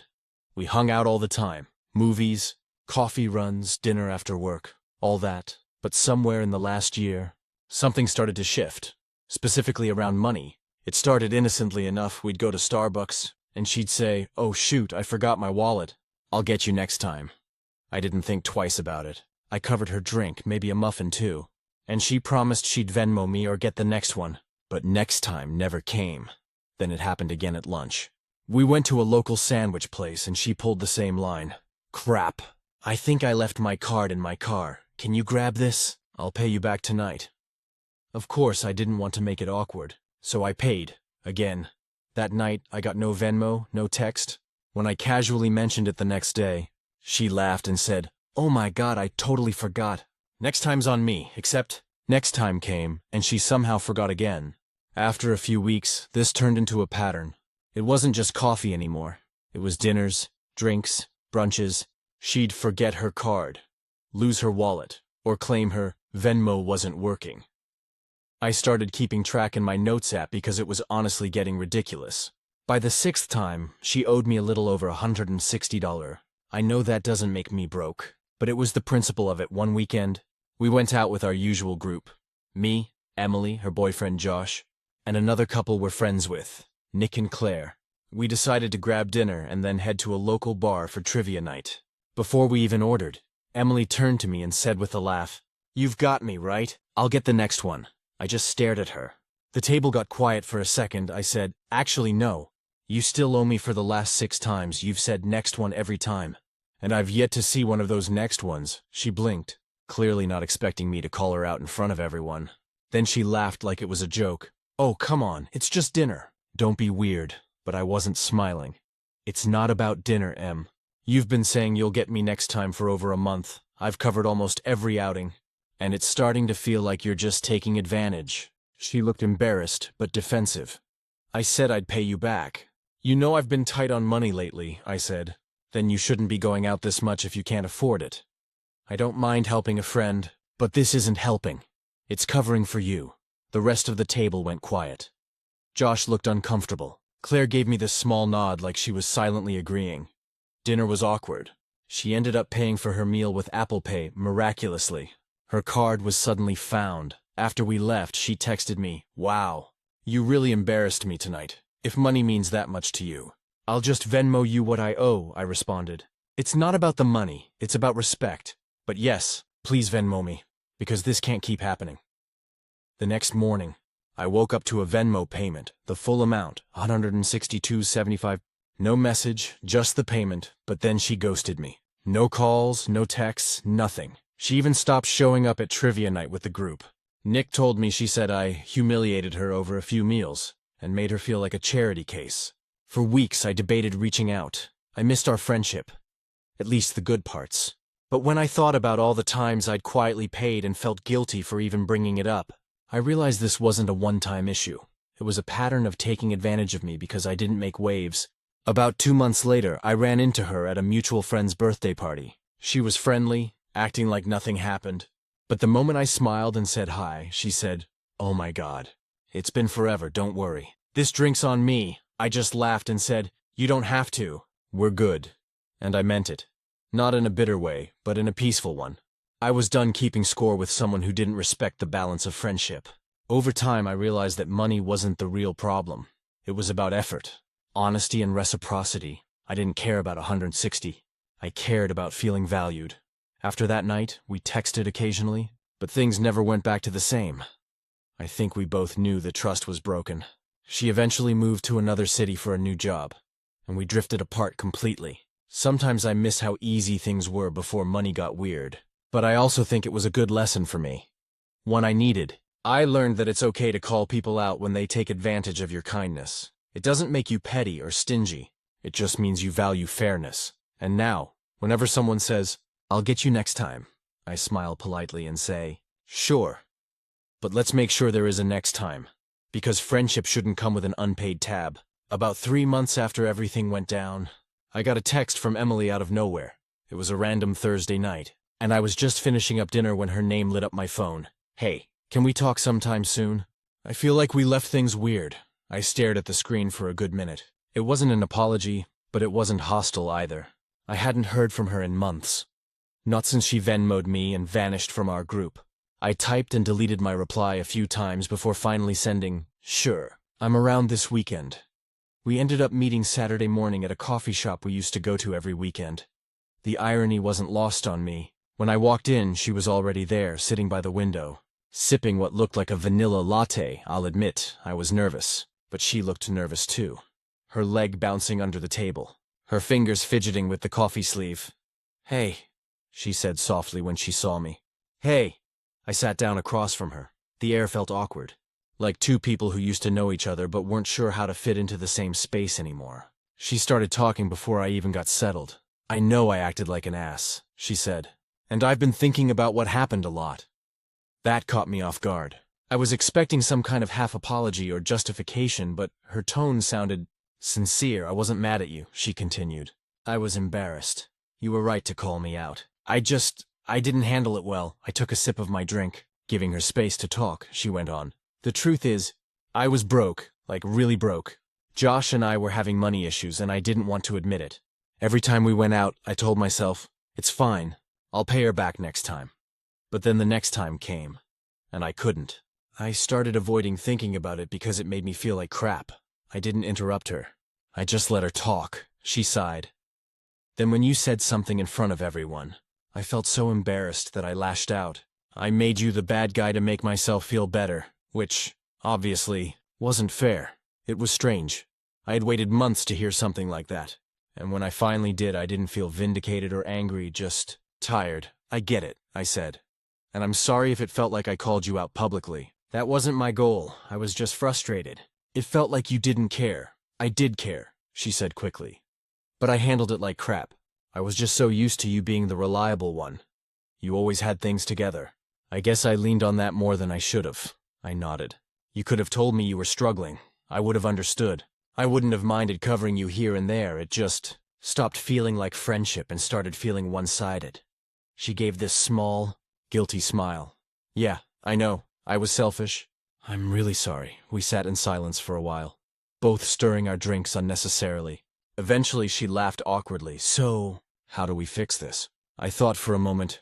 "I don't know if there's a quick fix, but we can start by just talking again. No money involved, no scorekeeping. Just see if the friendship still feels right." She smiled, a little relieved. "Deal. And this coffee's on me, by the way." "Promise," I chuckled. "All right, I'll let you this time." We ended up sitting there for almost 2 hours. We talked about her new job, my promotion, random stuff about movies and mutual friends. For the first time in months, it felt normal again. It wasn't perfect. There was still that slight stiffness, like we were both aware of the cracks that hadn't fully healed. But it was something over the next few weeks. We started hanging out again in small ways. Walks, thrift shopping, cheap movie nights at home. Emily insisted on paying a few times, not out of guilt, but just to even the balance, and honestly, I appreciated that more than any apology. One night after trivia with our group, she pulled me aside. "I'm really glad we're good again," she said. "I didn't realize how much I missed you until I lost you." I smiled. "Same here. But I also learned something important from all of it. Not just about her, but about myself. I realized how often I'd let small resentments pile up without saying anything, all to keep the peace. It's funny how a simple thing like money can expose a much bigger truth. That respect and honesty matter more than anything else. We're still friends now. Though we're both more careful, we talk openly about stuff, even uncomfortable things, and every now and then, when she picks up a check, she'll grin and say, "Next time's on you." And this time she means it, because there really is a next time.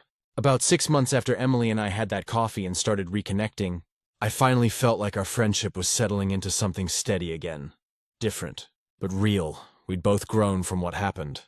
She stopped deflecting things with jokes and excuses, and I stopped bottling things up just to avoid conflict. But I'd be lying if I said everything was perfectly smooth. There were moments, tiny ones, where I still second-guessed her intentions, and I could tell she sometimes felt guilty even when she didn't need to. The real test came when Emily got engaged. She and Josh had broken up shortly after our fallout, but a year later, she started dating this guy named Ryan, a genuinely good dude.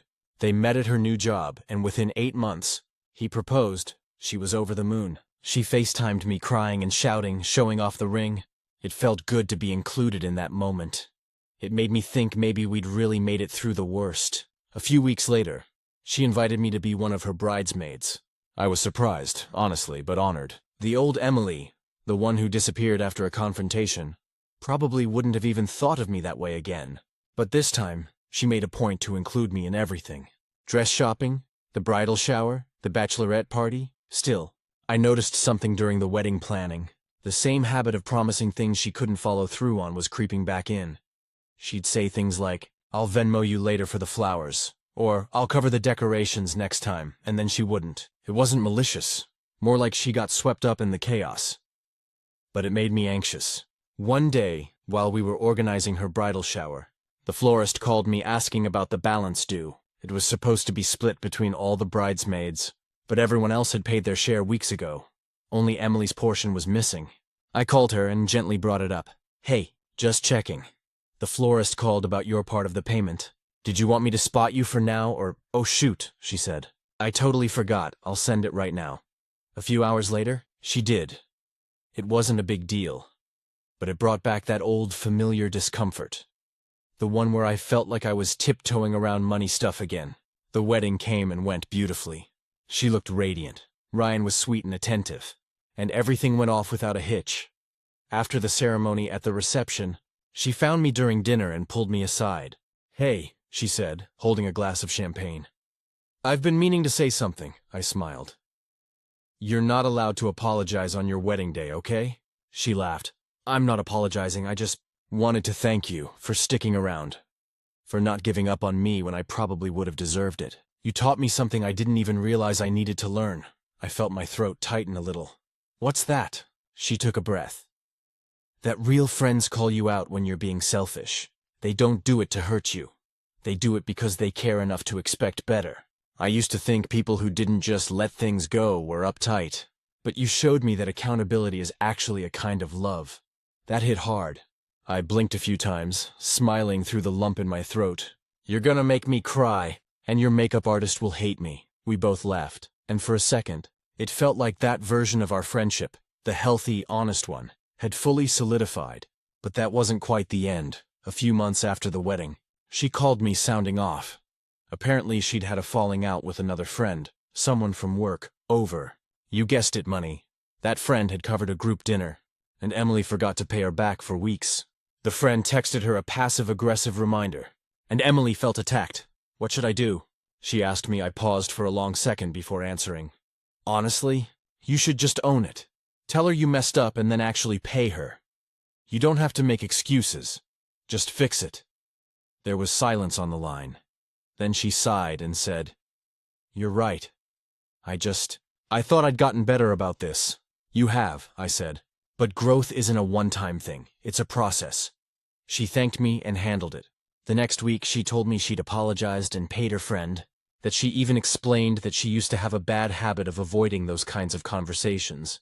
That was the moment I realized she really had changed. Not perfectly, but enough to know she wanted to be better. And as for me, I learned something even bigger. It's easy to write someone off when they hurt you or take advantage of you. It's harder, but more rewarding, to hold space for them to change. While still setting your boundaries, I'll never forget that night at the restaurant, when I finally told Emily no. At the time, it felt like I was losing a friend. But now I see it as the night our friendship started becoming real. Because love, platonic or romantic, doesn't survive on comfort. It survives on truth, respect, and the courage to say, "Enough." Emily and I still joke about it now. Whenever we go out to eat, she'll grab the check dramatically and say, "Don't worry, I'll get you next time. Maybe the 7th time." And I'll just laugh, because the difference now is that she means it, and she always follows through. Sometimes, the people who frustrate you the most end up teaching you the deepest lessons about what you deserve, and what forgiveness really looks like. Stories number 8, HOA neighbors upset because we're not included in their misery. When my husband and I bought our first home 3 years ago, we thought we'd found a little piece of peace. The house was in a quiet cul-de-sac in North Carolina, part of a small HOA that looked harmless enough. Nice lawns, friendly hellos, monthly newsletters about community potlucks. It all seemed pretty idyllic, at least on paper. We moved in that summer, full of excitement. The house was a light blue two-story with a wraparound porch and a big backyard for our dogs. Murphy and Daisy, the previous owners, had done a great job with it, so we didn't need to do much right away. That apparently was our first mistake. See, the rest of the neighborhood, especially the older folks, loved to complain about the HOA. Constantly, the dues, the rules, the fees, the paint color restrictions, the landscaping fines, you name it. They'd gripe about it at every block gathering, at the mailbox, during evening walks. But for some reason, they never actually did anything about it. We didn't really have any issues. We paid our dues on time, mowed the lawn, followed the few simple rules, and minded our business. The HOA board mostly left us alone. Then there was Trish, our next-door neighbor and self-appointed neighborhood watchdog. She introduced herself on our second day there, wearing a visor and clutching a clipboard. She was polite enough, but immediately started warning us about the tyranny of the HOA. She went on for 20 minutes about how they fined her for having garden gnomes and how she was one email away from suing. I smiled and nodded through it. But I remember thinking, if you hate it that much, why live here? Over the next few months, Trish, along with her friends Frank and Linda, formed what I started calling the HOA Resistance. They held little driveway meetings, sent long rants in the group chat, and basically made it their mission to stir everyone up. I tried to stay neutral, but they didn't like that. They'd say things like, "You'll see when they start targeting you," or, "You're new. You don't know how they operate." But the thing was, the HOA never bothered us. Our yard was neat, our dues were paid, and we didn't break any rules. We even attended one of the board meetings, just to see what the fuss was about, and it was fine. Boring, even. People discussed budgets and street repairs. No one was out to ruin anyone's life. The more we stayed out of the drama, the frostier Trish and her crew got. They stopped waving when we passed. They'd have their little cul-de-sac gatherings and forget to invite us. Once, I overheard Trish telling another neighbor, "Some people think they're better than the rest of us because the HOA likes them." It was petty, but I let it go. Then came the great fence incident. We wanted to fence in our backyard for the dogs. The HOA required a simple approval form. Submit the fence type, color, and layout. And as long as it met standards, you were good. We followed the process exactly, got it approved, installed a nice cedar fence that matched the neighborhood aesthetic perfectly. The day after the installation, Trish marched right over to our house, red in the face. "How did you get that approved so fast?" "I've been waiting 3 months for my garden shed request." I told her I just followed the guidelines. Submitted the form, waited for the email, that's it. She didn't believe me. She said we must have connections with the board. I laughed it off, but she was dead serious. Within a week, she'd emailed the HOA accusing them of favoritism and demanded they re-review our approval because it set a bad precedent. The HOA board responded very diplomatically that our application was properly processed and compliant. End of story, except it wasn't. Trish and her group started escalating things. They'd gossip about us on the neighborhood Facebook page, posting passive-aggressive stuff like, "Nice to know some people get special treatment around here." They even tried to get a petition going to audit the HOA board, claiming there was unfair bias toward certain homeowners, us included. By that point, I was more annoyed than angry. We weren't doing anything wrong, but apparently being unbothered made us suspicious. The real kicker came during the annual HOA meeting last spring. Everyone gathered in the clubhouse, and Trish took the floor to give what she called her statement of community concern. She went off for a solid 10 minutes about how some homeowners benefit disproportionately, while others face undue scrutiny. Then she looked directly at me and said, "Some people have learned how to play the system." The room went dead quiet. I could feel everyone's eyes turn toward us. My husband, Evan, squeezed my hand under the table, but I could tell he was ready to stand up. When she finished, the HOA president, Mr. Harlan, calmly said, "Trish, every approval is documented. Would you like us to show everyone the public records of the approvals, including yours?" She stammered and said that wasn't necessary. He smiled and said, "Then I think we can move on." After that meeting, she avoided us completely, but her resentment never really went away this summer. We installed a small patio with a pergola, again, fully approved, fully compliant, the same day it went up. I caught her taking photos of it over the fence later. I saw her walking around with Frank and Linda, whispering and shaking their heads like we'd committed some neighborhood crime. Evan joked that we should start an unbothered club for people who just want to enjoy their homes in peace. But honestly, I think that's what bothers them most. We don't play the misery game. We don't spend our evenings stewing over rules or plotting HOA coups. We pay our dues, mow our lawn, and go about our lives. Meanwhile, they've made being angry their full-time hobby. A few weeks ago, I ran into Linda at the mailbox. She said, "You must have a lot of free time now that the HOA does whatever you want." I smiled and said, "I guess it helps when you read the rules instead of rewriting them." Petty. Maybe. But it felt good. Now we mostly ignore them. We've made friends with other neighbors, people who don't care about HOA politics and just want to barbecue or chat about football. Every once in a while, Trish will post something cryptic like, "The favoritism continues," and a few people will chime in. But most have stopped engaging. The irony is, she and her resistance actually made the HOA better. After all her noise, the board started being more transparent, posting approvals online, inviting more members to join, streamlining the process. The very things she accused them of hiding, they made public. So yeah, technically she won something. She just hates that it means we're still fine. At this point, I've realized there's no winning with people who need to be miserable together. They bond over outrage, and when you don't join in, they take it personally. We still love our house. We still love our little cul-de-sac, and despite the occasional drama, we've found our peace again. Some neighbors might not like it, but I guess that's what really eats at them. We're happy, and they can't stand that they're not part of it. It's been almost a year since I wrote about the HOA drama, and honestly, I didn't think there would even be an update. I thought things had finally settled down, that we could just live our quiet little life without being the target of whatever neighborhood resentment was floating around that week. I was wrong. The funny thing about people like Trish and her crew is that they don't actually want fairness or peace. They want control, and when they realize they don't have it, they find new ways to stir the pot. It started again this past spring.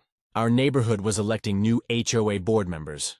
Mr. Harlan, the president, was retiring and moving closer to his grandkids, and everyone knew the next election would be a circus. Sure enough, Trish announced she was running for president. Her campaign strategy was basically, make the HOA fear me again. She went door to door handing out flyers about ending corruption and restoring homeowner rights. The woman even made a Facebook video standing in front of her house like she was running for Congress. Meanwhile, a few of us, me, Evan, and our newer neighbor Riley, were just watching it all unfold like a reality show. Riley's a younger guy, super laid back, just moved in with his girlfriend Jess, and they'd already had a run-in with Trish about their recycling bin being visible from the street. He wasn't impressed, so when nomination night rolled around, we all went to the clubhouse just to witness the chaos. Sure enough, Trish took the floor first. She went on this dramatic rant about how the board has become a clique and how certain homeowners are treated with favoritism. And then, because she apparently cannot help herself, she looked right at me and said, "Some people have benefited from the lack of accountability," Evan muttered under his breath. "She's obsessed." And I had to bite the inside of my cheek not to laugh. After her speech, the room was quiet until one of the board members, Nora, asked, "Trish, can you name a specific instance of favoritism?" Trish hesitated, looked flustered, and said, "It's common knowledge." That didn't go over well. Then Nora introduced the next nominee, a calm, reasonable guy named Greg, who'd been on the maintenance committee for years. He talked about balancing the budget, improving communication, and simplifying the approval process. No drama, no personal attacks, just normal stuff. When voting ended, Greg won by a landslide. Trish got maybe 4 votes, 2 of which were probably from Frank and Linda. I wish I could say that was the end of it, but it wasn't. After the election, Trish basically declared herself the neighborhood martyr. She started telling people that the vote was rigged, and that the HOA favorites, aka US, had influenced the outcome, which was hilarious, considering we didn't even talk to most people about the election.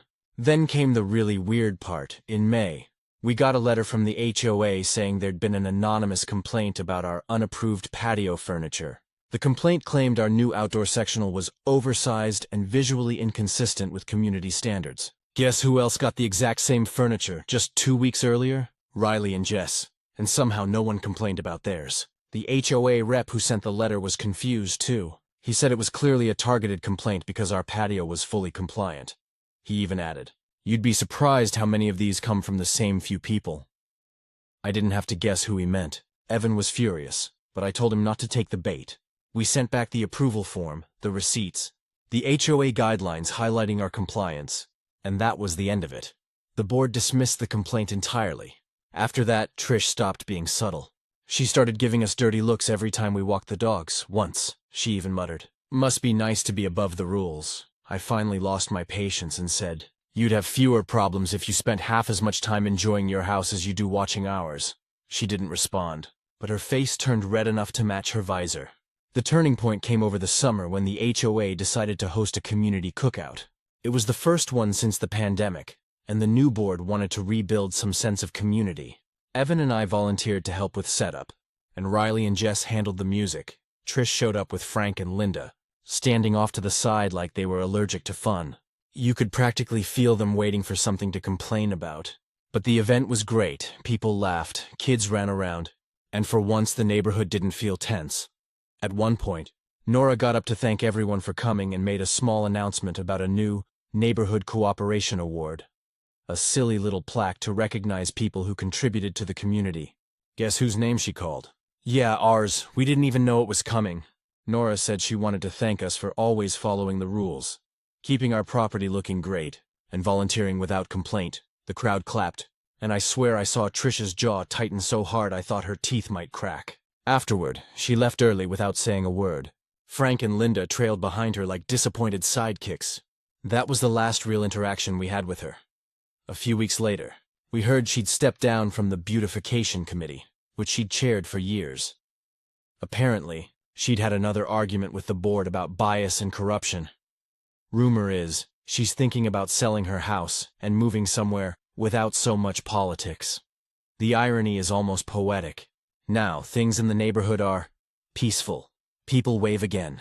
The HOA meetings are short, efficient, and drama-free. Even the Facebook page has gone quiet, which feels like a small miracle. Evan and I still take Murphy and Daisy on walks past Trisha's old gnome garden. The gnomes are gone now. She took them when she left. But the patch of dirt where they used to stand is still there. Every time we walk by, we can't help but smile. The whole experience taught me something simple but important. Miserable people need company, and when you refuse to join them, they'll make you the villain. But if you stay patient long enough, they burn themselves out. Now the HOA is fine.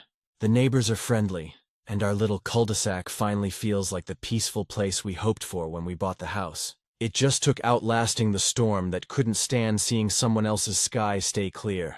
It's been almost 2 full years since the first round of HOA drama, and honestly, I never thought I'd be writing another update. But here we are. Things did calm down for a long while after Trish left. But peace in this neighborhood seems to have an expiration date. After Trish sold her house, a younger couple moved in. Caleb and Maya. They were friendly from the start. Super sociable, always waving, hosting little backyard gatherings. For a while, it felt like a new era. Everyone got along, the HOA was reasonable, and the Facebook page turned into what it was supposed to be. People posting about lost cats and garage sales instead of violations and conspiracies. But Trish's shadow lingered in weird ways. Apparently, before she moved, she sent out a bunch of emails to select neighbors, warning them about how biased and untrustworthy certain residents were, meaning us. A few newer people even admitted to me later that they'd been hesitant to talk to us at first because of what she wrote. Once they got to know us, though, they realized how ridiculous she'd been. Still, that kind of thing doesn't just vanish. It plants seeds. The next big problem came this past spring. The HOA board announced they were revising the bylaws, mostly small stuff, like updating landscaping rules and clarifying parking restrictions. But one proposed change caused an uproar. They wanted to start fining people for consistent non-compliance, meaning if you ignored warnings multiple times, you'd start getting actual monetary penalties. It was a fair rule, honestly. Too many people just ignored the old system because the HOA couldn't really enforce anything. But some folks didn't take it well. Guess who led the opposition? Not Trish, obviously, but her spiritual successor, Linda. Yep, that Linda, the same one who used to follow Trish around like a backup singer. She'd stayed quiet for a while, but apparently, she'd been waiting for her moment to rise. She started showing up to meetings again, armed with binders and that same indignant tone Trish used to have. She claimed the fines were predatory, that the HOA was turning into a dictatorship, and that certain people, meaning us again, were influencing decisions behind the scenes. I almost laughed when she said that because I hadn't attended a single meeting in months. The board, led by Greg and Nora, tried to keep things calm. They even opened the floor for residents to propose changes instead of rejecting the fines entirely. But Linda didn't want compromise. She wanted chaos. Things escalated when someone started posting anonymous flyers around the neighborhood. They said things like, "Is your HOA working for you or against you? Ask who really benefits from the fines." It was so melodramatic it almost felt like a parody. But some people bought into it. Suddenly, you had half the neighborhood whispering again. Choosing sides, Evan wanted to ignore it. But I was tired of being painted as the villain. So, at the next meeting, I actually spoke up. I stood and said calmly, "We've lived here for years. We've followed every rule, paid every fee, volunteered at events, and been nothing but respectful. If anyone here has an issue with us, I'd prefer they just say it instead of hiding behind flyers." You could have heard a pin drop. Linda turned bright red and started stammering about freedom of speech. I just smiled and said, "Freedom of speech doesn't mean freedom from accountability." That night changed everything. A few people who'd been sitting on the fence started realizing how absurd the whole thing was. Greg even thanked me afterward and said, "Sometimes, the best way to kill a rumor is to say the quiet part out loud." By the summer, the fines passed in a slightly toned-down version, and the tension started to fade again. But the real closure came in August. We got an unexpected letter in the mail, from Trish. It wasn't handwritten, just typed and printed, but it was from her. She'd moved to a different state, apparently to a new development that, ironically, also had an HOA. Her letter said she wanted to apologize for the hostility, and that, in hindsight, personal frustrations made her behave poorly. I sat on the porch reading it, honestly speechless. She didn't excuse herself, didn't justify, it was just a simple apology. Evan laughed and said, "Guess even Trish finally got tired of being angry." We didn't respond, but I'll admit, I respected her for sending it. Maybe she really did grow a little after leaving. Now, life here is genuinely good. The HOA board is organized but fair. People actually show up to community events again. The new neighbors, Caleb and Maya, are expecting their first baby. And we've all kind of become the unofficial neighborhood aunt and uncle. Every once in a while, we'll joke about the Trish era, like it was some historical event we all survived together. The newcomers don't even believe half of it until someone pulls out screenshots from the old Facebook arguments. It's strange how much energy and time we lost to all that bitterness. But I guess that's how it goes in small communities. Some people need something to fight about. As for us, we learned how to live quietly but firmly. We don't get involved in petty politics anymore, but we don't let people walk over us either. The yard's still perfect, the dog's still happy, and our home finally feels like what it was supposed to from the start. Peaceful. Sometimes, when we sit outside on warm evenings and the lights from the other houses glow softly down the street, I think about how different everything feels now. No side-eye from neighbors, no Facebook drama, no passive-aggressive letters in the mailbox, just normal life. Maybe the best revenge against miserable people really is happiness. Stories number 9, my girlfriend did a TikTok with her friends, and now I can't look at her the same way. I never thought something as stupid as a 15-second video could shake me this much. But here I am, questioning my entire relationship over a phone screen. I'm Ethan, 26, and my girlfriend Jenna, 24, has been with me for almost 2 years. We met through mutual friends, hit it off fast, and within a month, we were basically living together. Jenna's the kind of person who lights up a room, loud laugh, big hair, constant energy. She's a social butterfly, always recording little clips for TikTok, dancing around, making trends out of everything. I've never really cared much about social media. I don't even have TikTok. I barely post on Instagram, but I supported her because it made her happy. She's got a small following, maybe 20,000 people. Nothing huge, but enough that she takes it seriously. She'll spend hours planning transitions or filming takes, sometimes late into the night. I never minded it because she always made time for us. Or at least she used to. Last Friday she told me she was going out with her friends Maya and Lacey to have a girls' night. I was cool with it. Ordered some wings, watched the Mariners game, and went to bed early. Around 11:30, she sent me a snap of her and her friends clinking glasses. Captioned, "Love my girls." I smiled and didn't think twice about it. The next morning, I woke up to like 4 messages from buddies of mine, all saying basically the same thing. "Bro, isn't that your girl?" I was confused. I opened one of the links they sent. A TikTok from Jenna's account that already had over 80,000 views. The caption was, "When your man thinks you're home watching Netflix." And the sound was one of those trending audios. A flirty song where girls lip-sync lines about being outside and single for the night. The video showed Jenna, Maya, and Lacey in a bar bathroom mirror, posing, laughing, flipping their hair. At first, it looked harmless, just typical girls' night content. But then the transition cut to them dancing at the bar, grinding on random guys. Jenna included herself dancing up close with one guy, tall, wearing a hat backwards, and she even winked at the camera at the end before the video cut out. The caption and the sound together made it clear what the joke was supposed to be. My man thinks I'm home, but I'm out flirting. The problem was, I wasn't in on the joke. My stomach dropped watching it. I must have replayed it a dozen times, hoping I was missing context. But it was all there, her hands on some guy's shoulders, his hands on her waist, her laughing, tossing her hair, biting her lip for the camera. I didn't text her right away. I sat with it, scrolling through the comments, which only made it worse. People were writing things like, "Queen energy, he doesn't have to know," and, "If he sees this, he deserved it." Some guy even commented, "The dude with the hat looks like he's winning." Jenna liked that comment. When she came home later that afternoon, she was all smiles, carrying coffee and wearing my hoodie like nothing had happened. She kissed me hello, asked if I wanted brunch. I said, "We need to talk." Her smile faded. "What's up?" I showed her the video on my phone. She froze, then groaned. "Oh my God, Ethan, you're not mad about that, are you?" I said, "You're grinding on a dude in a TikTok captioned like you're cheating on me." She rolled her eyes. "It's a trend. Everyone knows it's a joke. Maya came up with it." "It doesn't look like a joke," I said. "It looks like you're enjoying it." "It was 2 seconds of dancing," she snapped.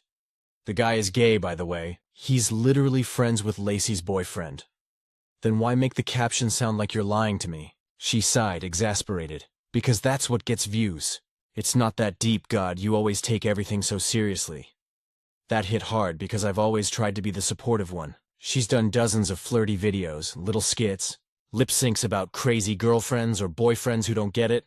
I never said a word, but this one felt different. This wasn't acting. It was her out at a bar, posting something that made me look like a fool.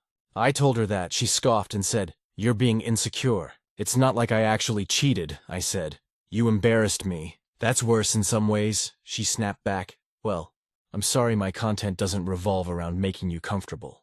We didn't talk for most of that day. She slept in the guest room that night. The next morning, she posted a new video. A vague POV, when your man can't handle a confident woman clip. With some audio about men always thinking everything's about them. It wasn't subtle. My phone blew up again with people tagging me or sending it privately. I didn't respond. For the next few days I stayed quiet. She apologized once, sort of. "I didn't mean to hurt you, babe," she said, hugging me from behind while I was making coffee. "You know I love you." It was just content. But I couldn't get the image of her laughing, pressed up against that guy, out of my head. The way she looked so carefree. Like she didn't even think about me once that night. A few days later, we went to dinner with friends, and the topic came up again because one of them mentioned how that TikTok blew up. Jenna laughed it off. Said, "Yeah, apparently my boyfriend can't handle fame." Everyone laughed. I didn't. When we got home, I told her, "I don't think I can do this anymore." She went quiet, then defensive. "Over a stupid video? Over the fact that you think my feelings are a punchline," I said. "You keep saying it's just content, but it's our relationship you're using for content." She stared at me like she couldn't believe I meant it. "So what, you're breaking up with me because I'm on TikTok?" "No," I said. "Because you don't respect me." That was 2 weeks ago. She moved out 3 days later. I haven't seen her since. But her latest TikTok popped up in my feed this morning.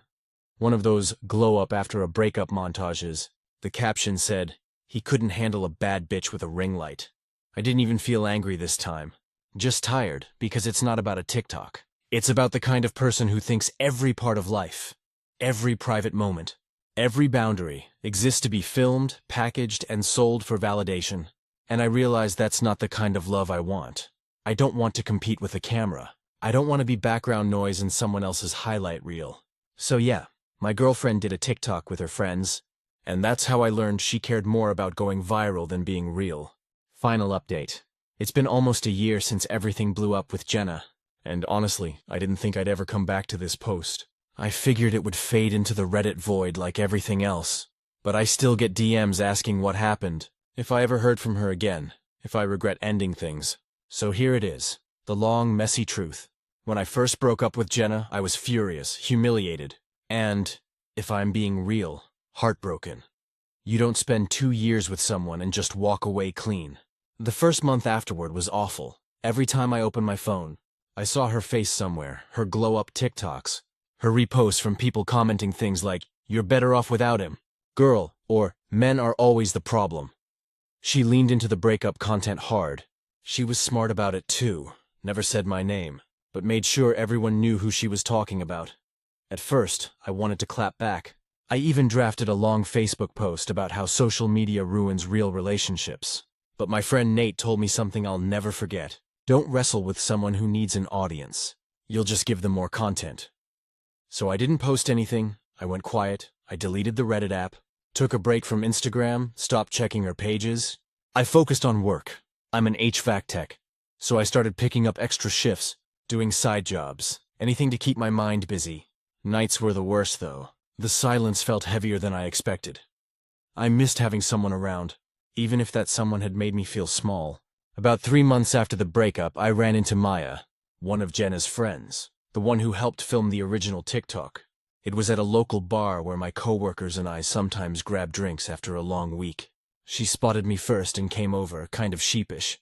"I just wanted to say," she started, "that whole thing got way out of hand, Jenna. She knows she messed up. I didn't say much, just nodded, but Maya went on. She's doing okay, but she's not really happy. She thought the videos would help her get over it. But I think she misses you. Not that it matters. I guess it didn't matter. Not anymore." But hearing that still hit weird. Like the part of me that once loved her perked up for a second before reality smacked it down again. 2 months after that, I got a text from Jenna herself. Just one line, "Hey, I know you probably hate me, but can we talk?" I stared at it for hours before replying. I didn't hate her. I hated how things ended. How she turned us into something performative. But hate? No, so I said, "Sure, coffee?" We met at a little cafe downtown, neutral territory. She looked different. Not bad, just calmer. Her hair was darker. Her phone was still out on the table, but she didn't touch it once while we talked. She apologized, like a real apology. Said she got caught up in the attention, that it felt good being noticed, validated. She said she didn't realize how cruel it was to make me part of the joke until she saw her own comments months later. People calling me the insecure boyfriend, and telling her she was better off. She said, "I thought I was being empowered, but I was just being selfish. I didn't know what to say. I just told her I hoped she was figuring herself out."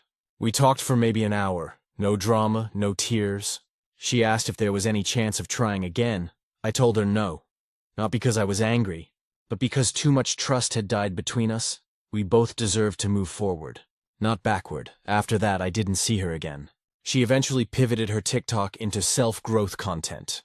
Yoga, journaling, what I learned from heartbreak type stuff. Every once in a while, one of her videos still crosses my feed. I don't feel anything now. Just a kind of detached appreciation that she seems to be growing up. As for me, I met someone new. Her name's Lauren, 27, works in marketing, and couldn't care less about being online. The first time I told her about what happened with Jenna, she listened quietly, then said, "You know, not everything needs an audience," and that line stuck with me. Lauren doesn't film everything we do. She doesn't post vague quotes about relationships. We have arguments, sure, real ones, private ones, and when we fix them, it's just between us. It feels like breathing again. Sometimes I still think about how small I felt back then. Watching a girl I loved treat me like a punchline for likes and views. But I also think that maybe I needed to go through it to understand what I actually value. Peace, privacy, authenticity. The internet can make people believe they're the main character of the world. But real love isn't about performance. It's quiet. It's patient. It's not filmed through a front-facing camera, so yeah. My girlfriend once did a TikTok with her friends that broke us apart. A year later, I finally see that it wasn't the video that ruined us. It was the difference between being seen and being understood. And I'm finally with someone who understands me. Stories number 10. I refused to join my coworker's mandatory birthday gift pool, and it turned into office drama. I work as an administrative assistant in a medium-sized marketing firm in Seattle. I've been at this job for 3 years now, and overall I like it. The pay's decent, my boss is fair, and I've got a small desk near the window where I can quietly get my work done. I'm not the most social person in the office, but I'm friendly. I make small talk at the coffee machine, go to the occasional happy hour, and bring snacks for the team when I bake at home. Our office has this thing where everyone contributes to a birthday gift pool. The idea is that instead of buying individual gifts, we all chip in $10 each month to a collective fund. Then, when someone's birthday comes up, the team buys them a gift card or a small present. In theory, it's nice. It makes sure everyone's included. But here's the catch. It's not really voluntary. When I first started, the office manager at the time, a woman named Denise, gave me a form during my onboarding that included a section for the birthday pool. I asked if it was optional, and she said, "Well, it's kind of expected. Everyone participates. It's part of being a team player." So I signed up that first year because I didn't want to make waves. I mean, $10 a month isn't a huge deal, right? Except over time, I started noticing some things that made me uncomfortable. For one, the gifts weren't evenly distributed. Some people got $50 Amazon cards, while others got expensive gift baskets, or even wine bottles and concert tickets. It didn't seem like there was a standard rule. It just depended on who was organizing that month. Then, when my own birthday came around, I got a $20 Starbucks card and a happy birthday email from the group. That was it. I didn't want to sound ungrateful, but considering I'd paid into the pool for over a year, it stung a little. After Denise retired, a new office manager named Carol took over. Carol's the kind of person who lives for office traditions. She's always organizing themed Fridays, group lunches, and icebreaker games that make everyone groan. So when she found out not everyone was paying into the birthday fund, a few newer hires had opted out. She sent out an all-staff email that said, as a reminder, participation in the birthday pool is mandatory. We're all part of the same team, and it's important to support each other. I remember reading that and feeling my stomach drop. Mandatory? For something like this? That same afternoon, Carol came to my desk and said, "Hey, I noticed your auto deposit hasn't been set up for the gift fund this quarter. Did you forget?" I told her no. I didn't forget. I just didn't want to participate anymore. She blinked like I'd told her I was quitting the company. "Oh, why not? It's only $10 a month. Everyone does it." I kept my tone calm. "I've been here 3 years, and I've always contributed. But I'd rather just give people individual birthday wishes instead. I don't think group gifts should be mandatory." Her smile got tighter. "It's not really about the money. It's about morale. You don't want to look like you're not part of the team." That phrase, "not part of the team," irritated me more than it should have. I said, "I think being a team player means doing your job well and treating people with respect, not paying into a pool." Carol didn't like that answer. She said she'd make a note and walked away. Over the next week, I could tell word had spread. People weren't openly rude, but a few coworkers made snide comments like, "Guess I know who's not getting invited to my birthday lunch," or, "I hope I'm not sitting next to the Scrooge when it's cake time." I brushed it off at first, but then things got petty. Someone took me off the birthday celebrations group email chain, which meant I didn't get the notices about when cakes were being cut in the break room.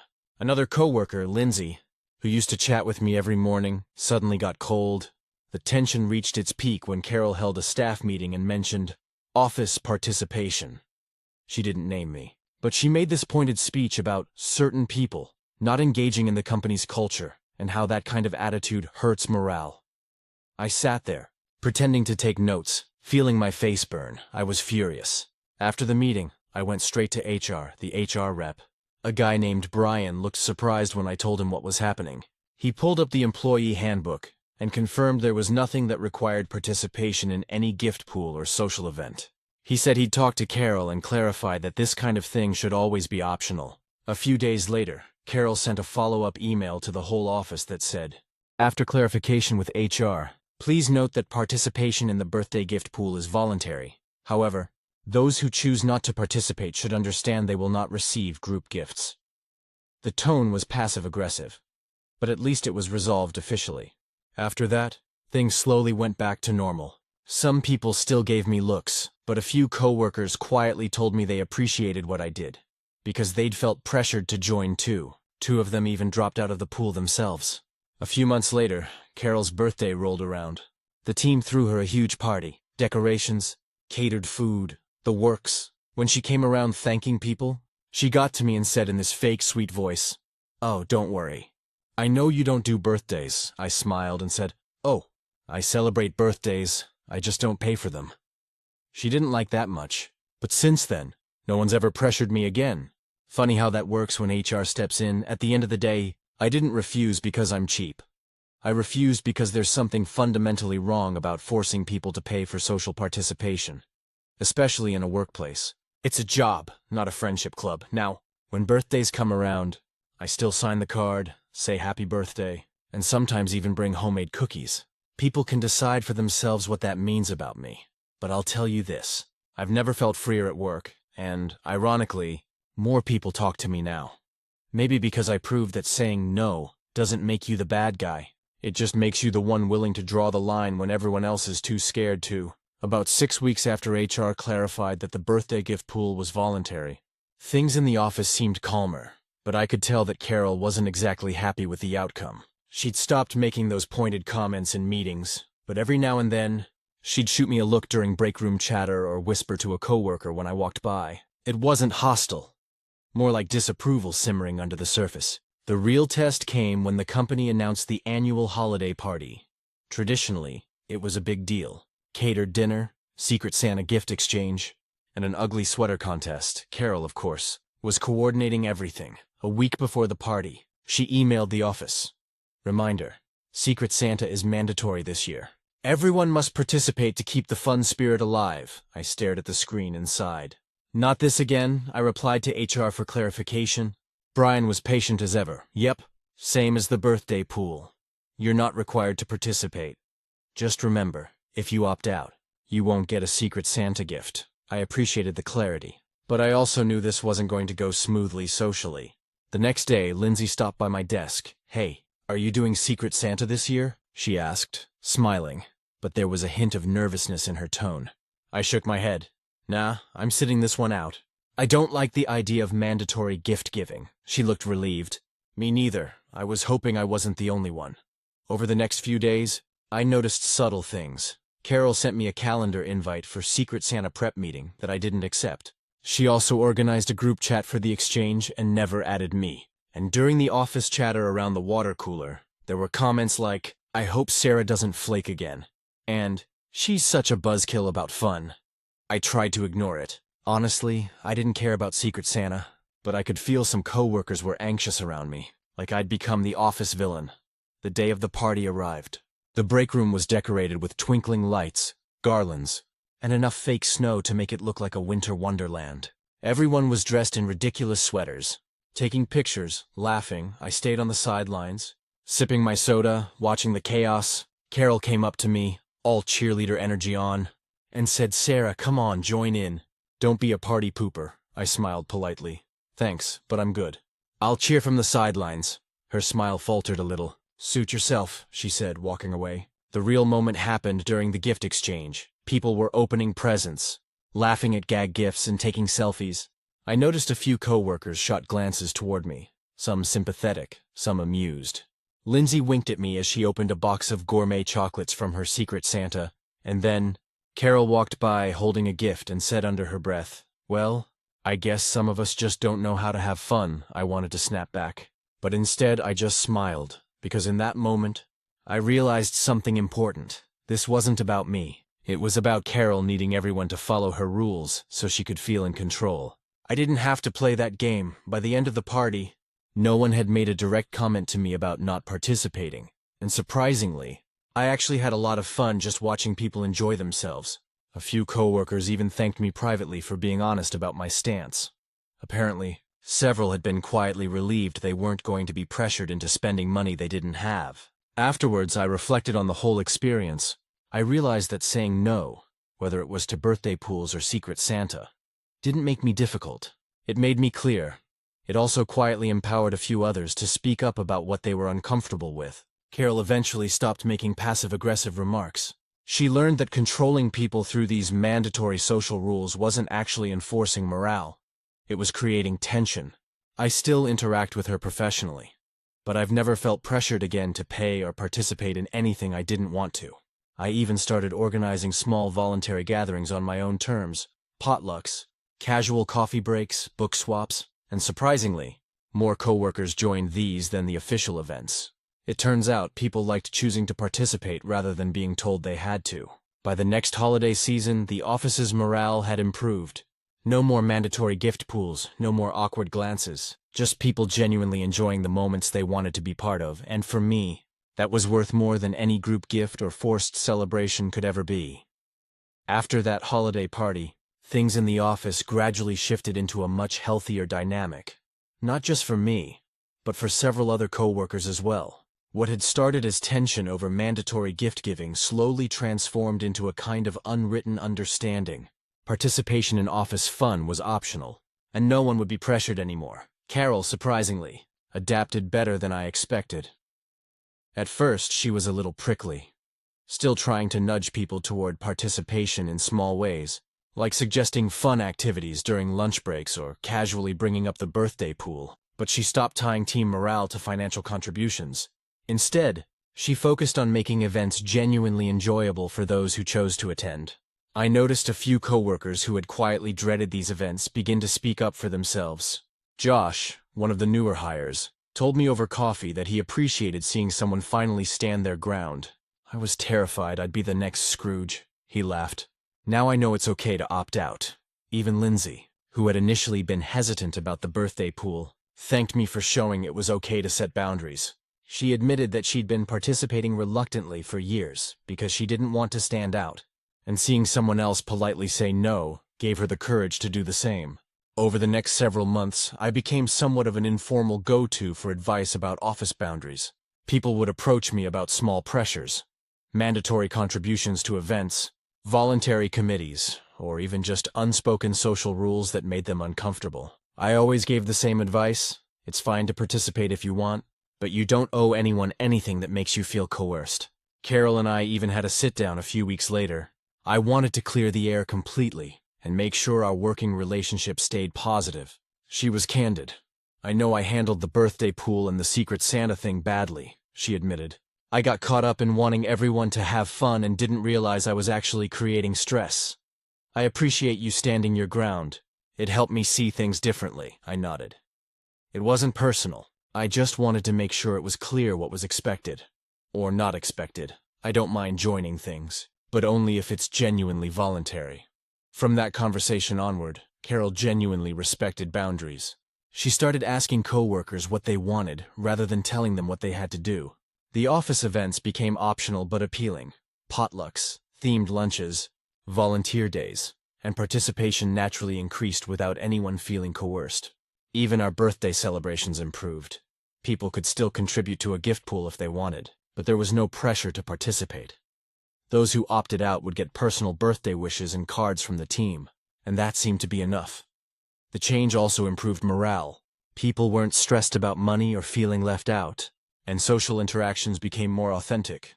I noticed laughter returning to the break room in a way it hadn't been for months, and casual friendships began to blossom without the weight of mandatory obligations.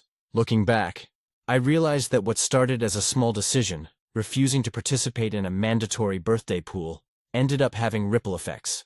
It empowered others, shifted office culture for the better, and helped me establish my own boundaries without guilt. Now, 3 years after that initial birthday pool controversy, I feel more respected in my workplace than ever. Carol and I work well together. Co-workers treat each other with more honesty and understanding, and I've maintained my stance. I participate willingly when it feels right, but I'm never coerced again. It wasn't just about saying no to a gift pool. It was about saying yes to fairness, respect, and authentic teamwork. And honestly, that's a lesson worth far more than any group gift could ever provide. Stories number 11. They spent my graduation money on themselves.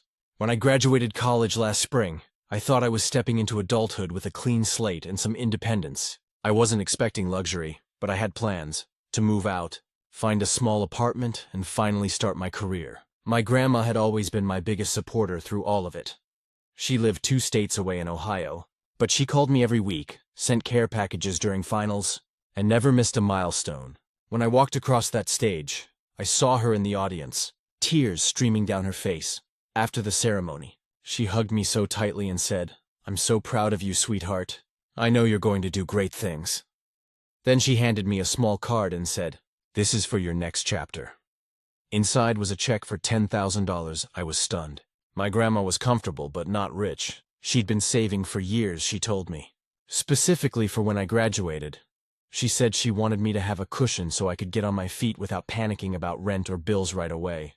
I hugged her again and promised I'd use it wisely. For my first apartment. Maybe a used car, or to cover expenses until I found a stable job. I felt so loved and grateful. My parents, on the other hand, were quiet about it. They congratulated me, of course, and my mom made a big dinner that night. But I noticed she looked uneasy when Grandma gave me the check. I brushed it off at the time, figuring she was just emotional. A few days later, Grandma went back home, and I started applying for jobs. I didn't cash the check immediately because I wanted to open a new account just for that money. I mentioned that plan to my parents, and my dad said, "You can give it to us to hold on to for now. We'll make sure it's safe until you get settled." That gave me a weird feeling. I was 22, not 16, but they'd always handled money carefully, so part of me thought, maybe they just want to help me manage it responsibly. Big mistake. Fast forward about 2 months, I'd finally landed a full-time job in marketing, my first real position after graduation. I was thrilled, and I told my parents I wanted to start apartment hunting. That's when everything unraveled. My mom hesitated and said, "Honey, about that money from Grandma." She didn't even finish before I felt my stomach drop. She continued, "We had to use some of it. Things have been tight lately. The house repairs, your dad's car, and your brother's tuition deposit. We didn't have another option." I remember just staring at her, trying to process what she'd said. "How much is some?" I asked. My dad spoke up this time, sighing like I was the one being unreasonable. "Most of it," he said quietly. "There's about 1,000 left." I couldn't even speak. My hands were shaking. "That was my money," I finally said. "Grandma gave it to me." Mom's voice softened like she was trying to calm me down. "Sweetheart, we're your parents.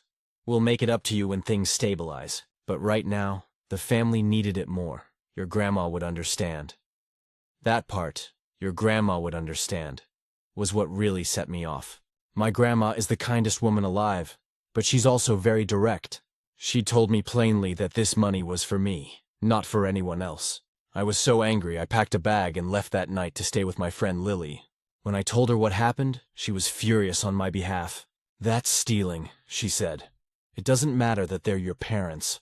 They took what wasn't theirs." For the next few weeks, things were tense. My parents kept calling, saying I was overreacting and disrespectful. My dad said, "Family helps each other. You wouldn't even have graduated if it weren't for us." That stung. Yes, they helped.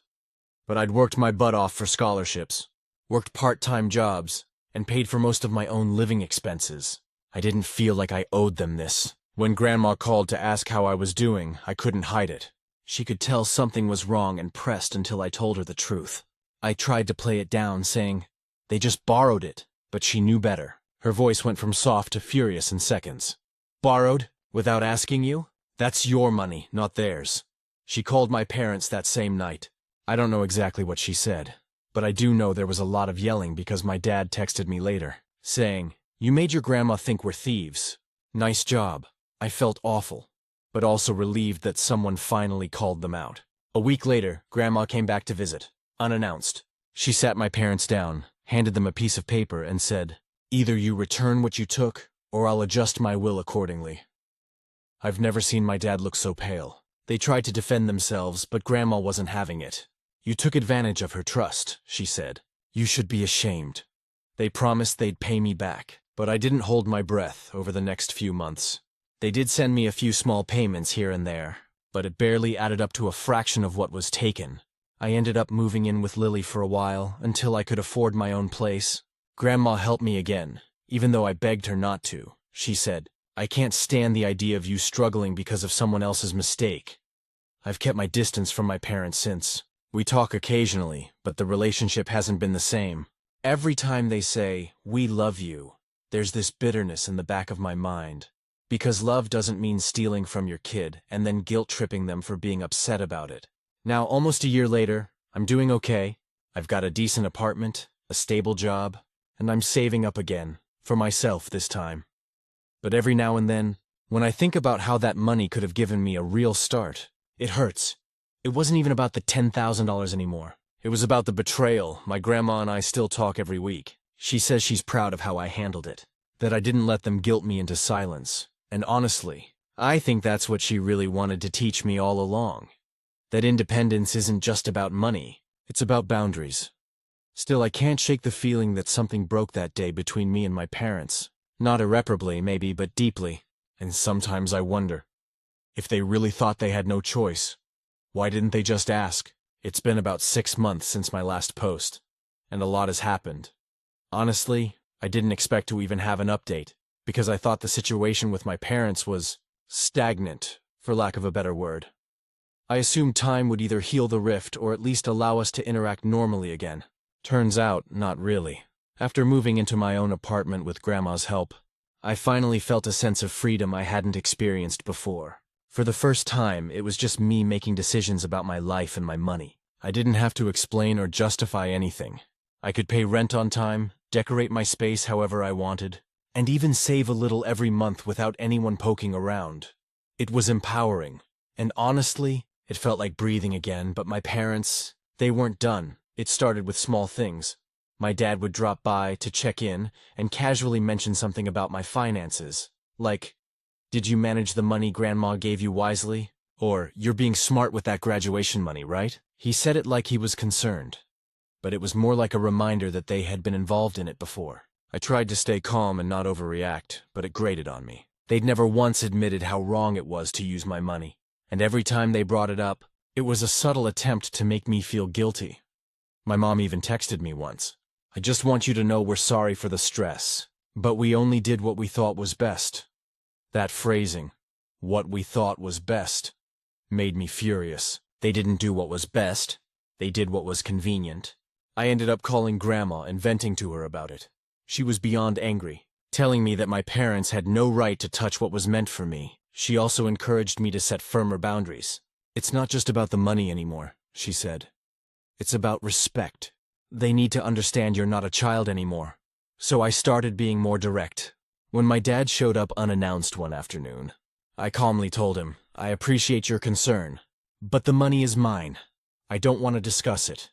If you keep bringing it up, I'll have to ask you to leave." He looked shocked, like I'd grown a second head. My mom was even worse. She seemed genuinely hurt that I wasn't letting them control me anymore. But I stuck to my guns. A few weeks later, they sent a partial repayment of the money they'd taken. It wasn't the full amount, but at least it was something. When I thanked them politely, my mom's response was, "You're welcome, I guess."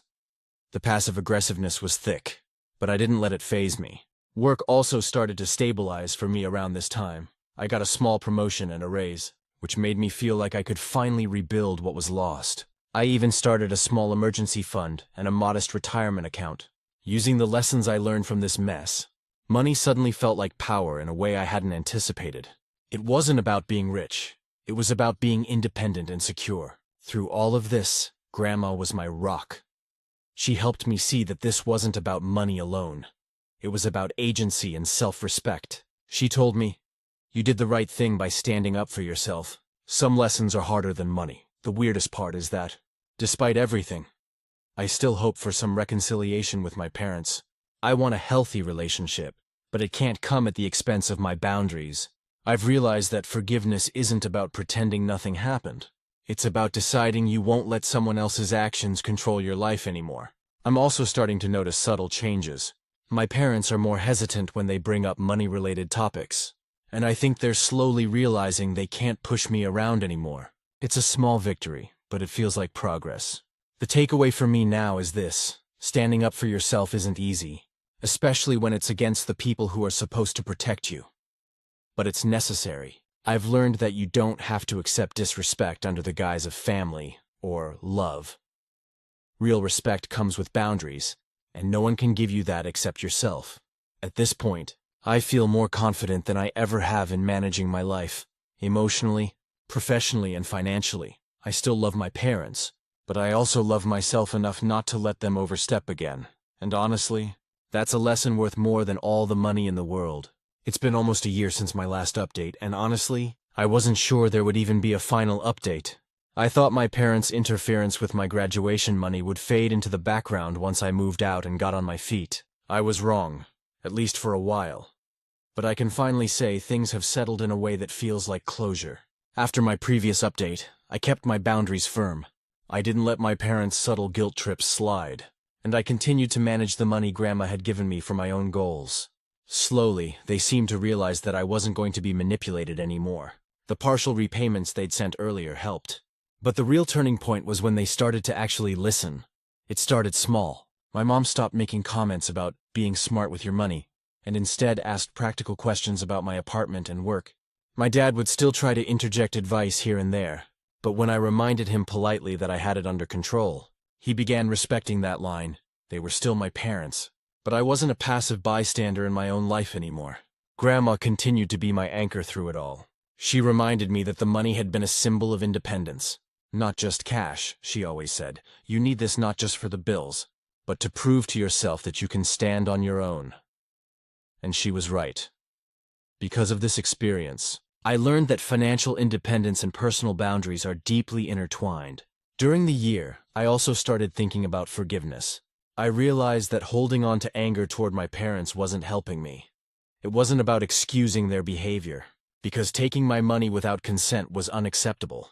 But forgiving them, in a way, meant releasing myself from the emotional grip their actions had over me. It allowed me to interact with them without being constantly tense or defensive. I set up a meeting with them at my apartment. It was awkward at first. My parents apologized again. But this time it felt sincere. They acknowledged that they had overstepped and that it had been wrong to use my graduation money without my consent. I told them that while I accepted their apology, the real work would be in rebuilding trust. They agreed. We didn't dive into heavy emotions, but we agreed on some ground rules.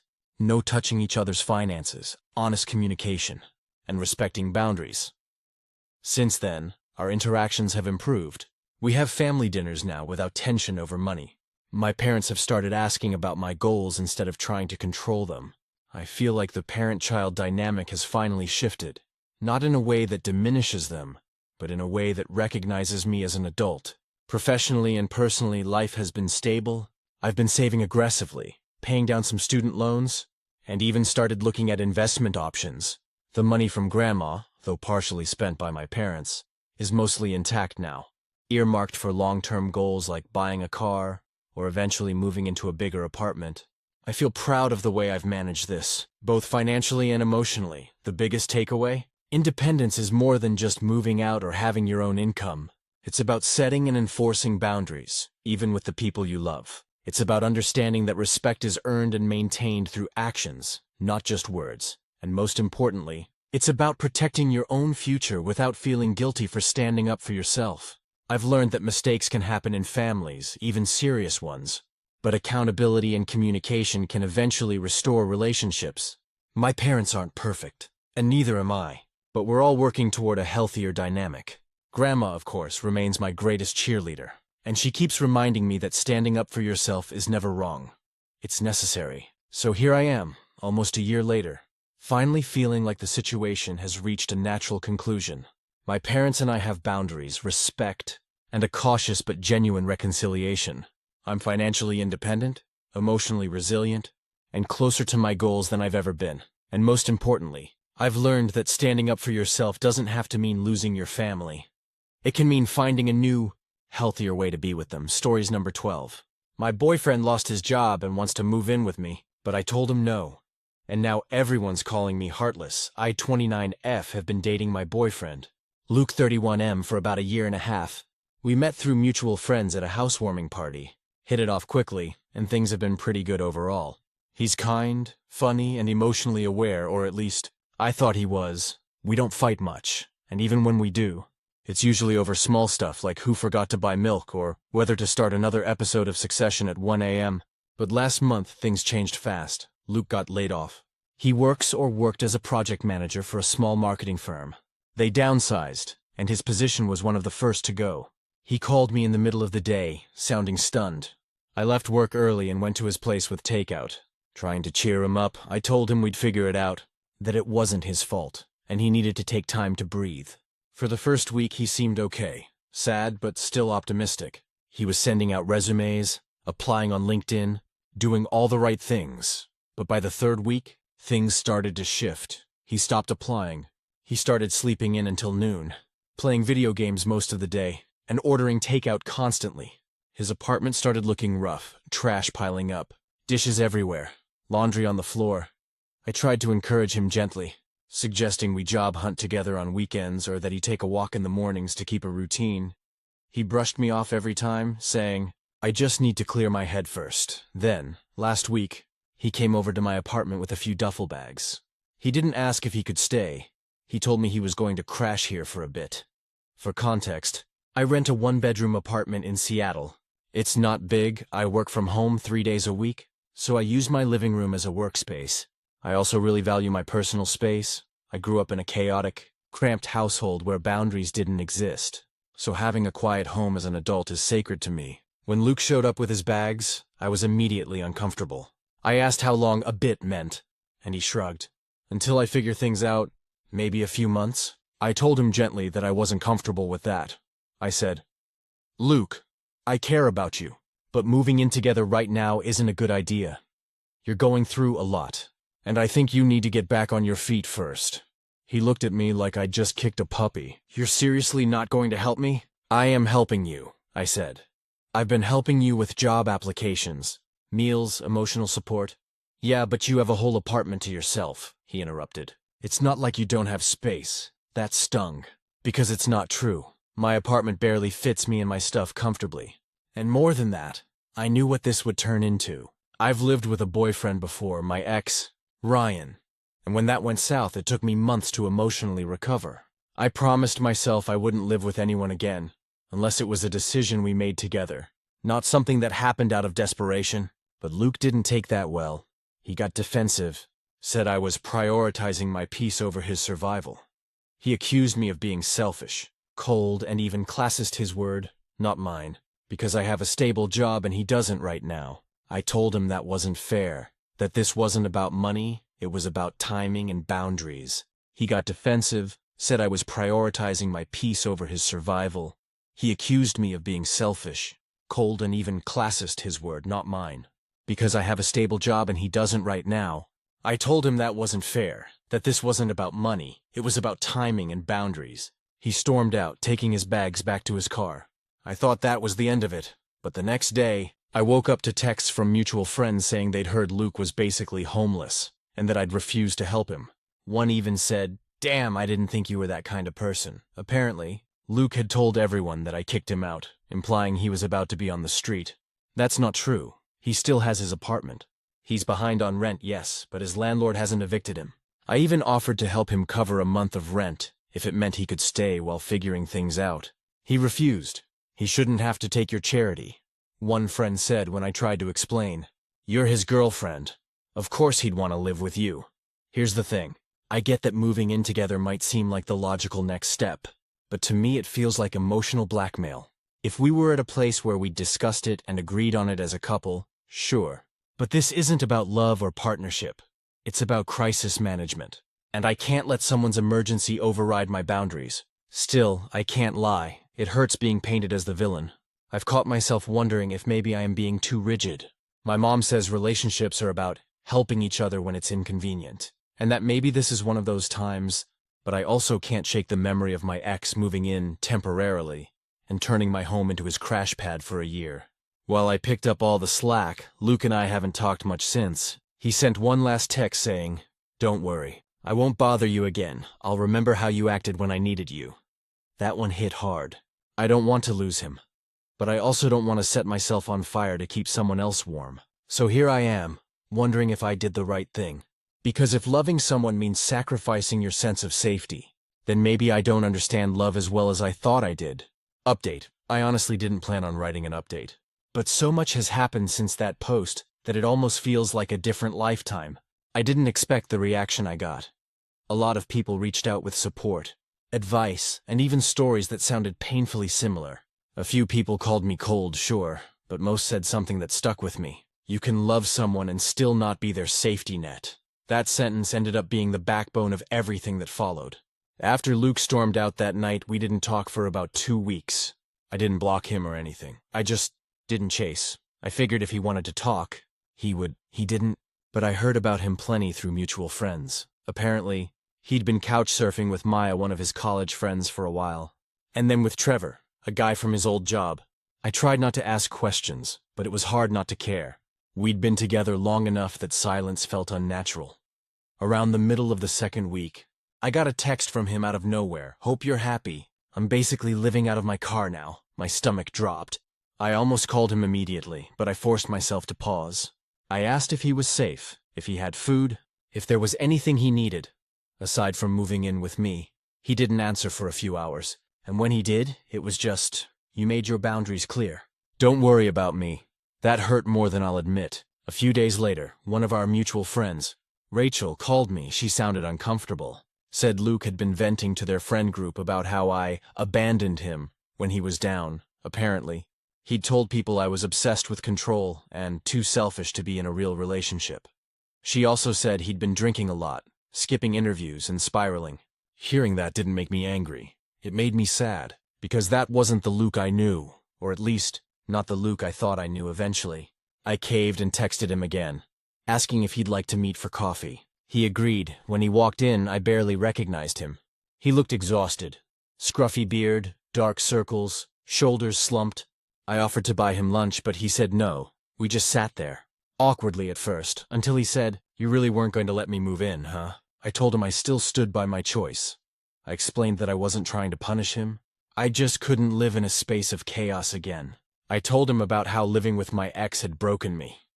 How I'd ended up mothering someone instead of being their partner. I thought he might understand. He didn't. He said, "You talk like I'm some burden. I would have helped out. I just needed time." And I believed that he wanted to help. But I also knew that emotionally, he was running on empty. And I can't build stability for two people. I offered again to help pay 1 month's rent at his old apartment, to give him breathing room while he got back on his feet. He refused. He said he didn't want my pity money. We left things unresolved. After that, I didn't hear from him for nearly a month. Then, in early September, he sent me a message out of nowhere. "Got a new job starting next week. I guess I should say thanks for not letting me move in." It forced me to get my shit together. I stared at that message for a long time. Relief, guilt, pride, it all hit me at once. We met up one more time after that. He'd shaved, looked cleaner, even smiled. He admitted he'd been angry at me because he felt rejected and embarrassed. He said, "When you told me no, I took it like you were saying I wasn't good enough for you. But now I see you were saying you needed to protect yourself." It was the first time he really got it. We talked for hours that day, about boundaries, about growing up, about how easy it is to blur love and dependence. I told him I was proud of him for getting back on his feet. He thanked me for not giving in, though I could tell that part of him still wished I had. We're not together anymore. That part became clear during that conversation. Too much had happened. And I think we'd both outgrown the version of ourselves that worked as a couple, but we ended things with mutual respect, which is more than I expected when all this started. Funny enough, I learned a lot about myself too. Saying no to someone you love feels awful. It really does. But there's power in realizing that boundaries aren't walls. They're fences with gates. You can let people in, but not at the cost of losing yourself. And here's the ironic part. Luke's new job? It's at a housing nonprofit. He's helping people find transitional housing after layoffs or evictions. When he told me that, I laughed. Life has a twisted sense of humor sometimes, so no. I didn't let my boyfriend move in after he lost his job. And yes, it hurt like hell. But if I had said yes, I don't think he'd be where he is now.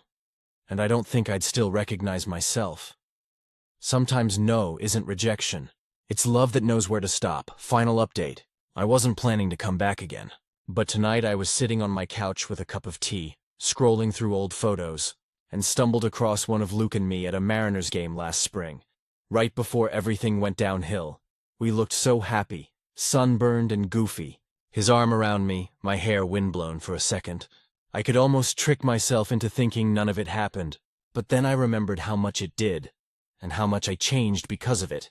After my last update, things between Luke and me settled into this weird, quiet peace. We weren't together, but we weren't enemies either. Every few weeks, one of us would check in. A "Hey, how's work?" or a "Saw this and thought of you" kind of message. It was cordial, safe, detached. He seemed to be doing well at his new job. He even texted me a photo once of him at a volunteer event, smiling beside a banner that said Housing for All. The pride in his face was genuine, and I felt proud of him too.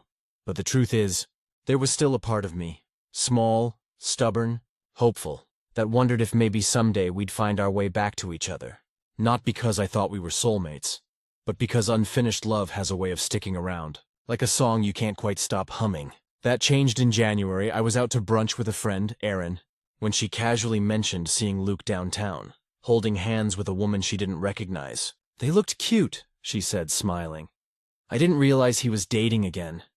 I felt my stomach drop, though I smiled and said, "Good for him."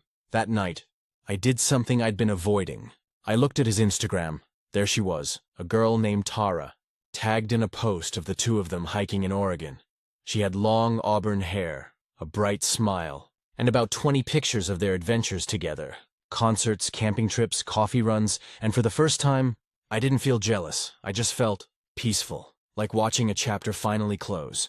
A week later, Luke actually texted me. Maybe coincidentally, maybe not.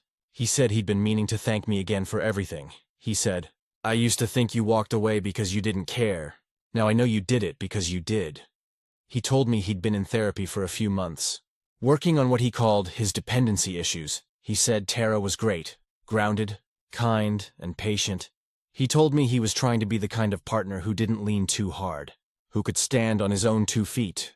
I told him I was genuinely happy for him, and I meant it. We haven't spoken since that conversation, and I think that's how it's supposed to be. In the time since, my own life has quietly, beautifully expanded. I got promoted at work, started volunteering once a month at a women's shelter downtown, and, maybe most surprisingly, I started dating someone new.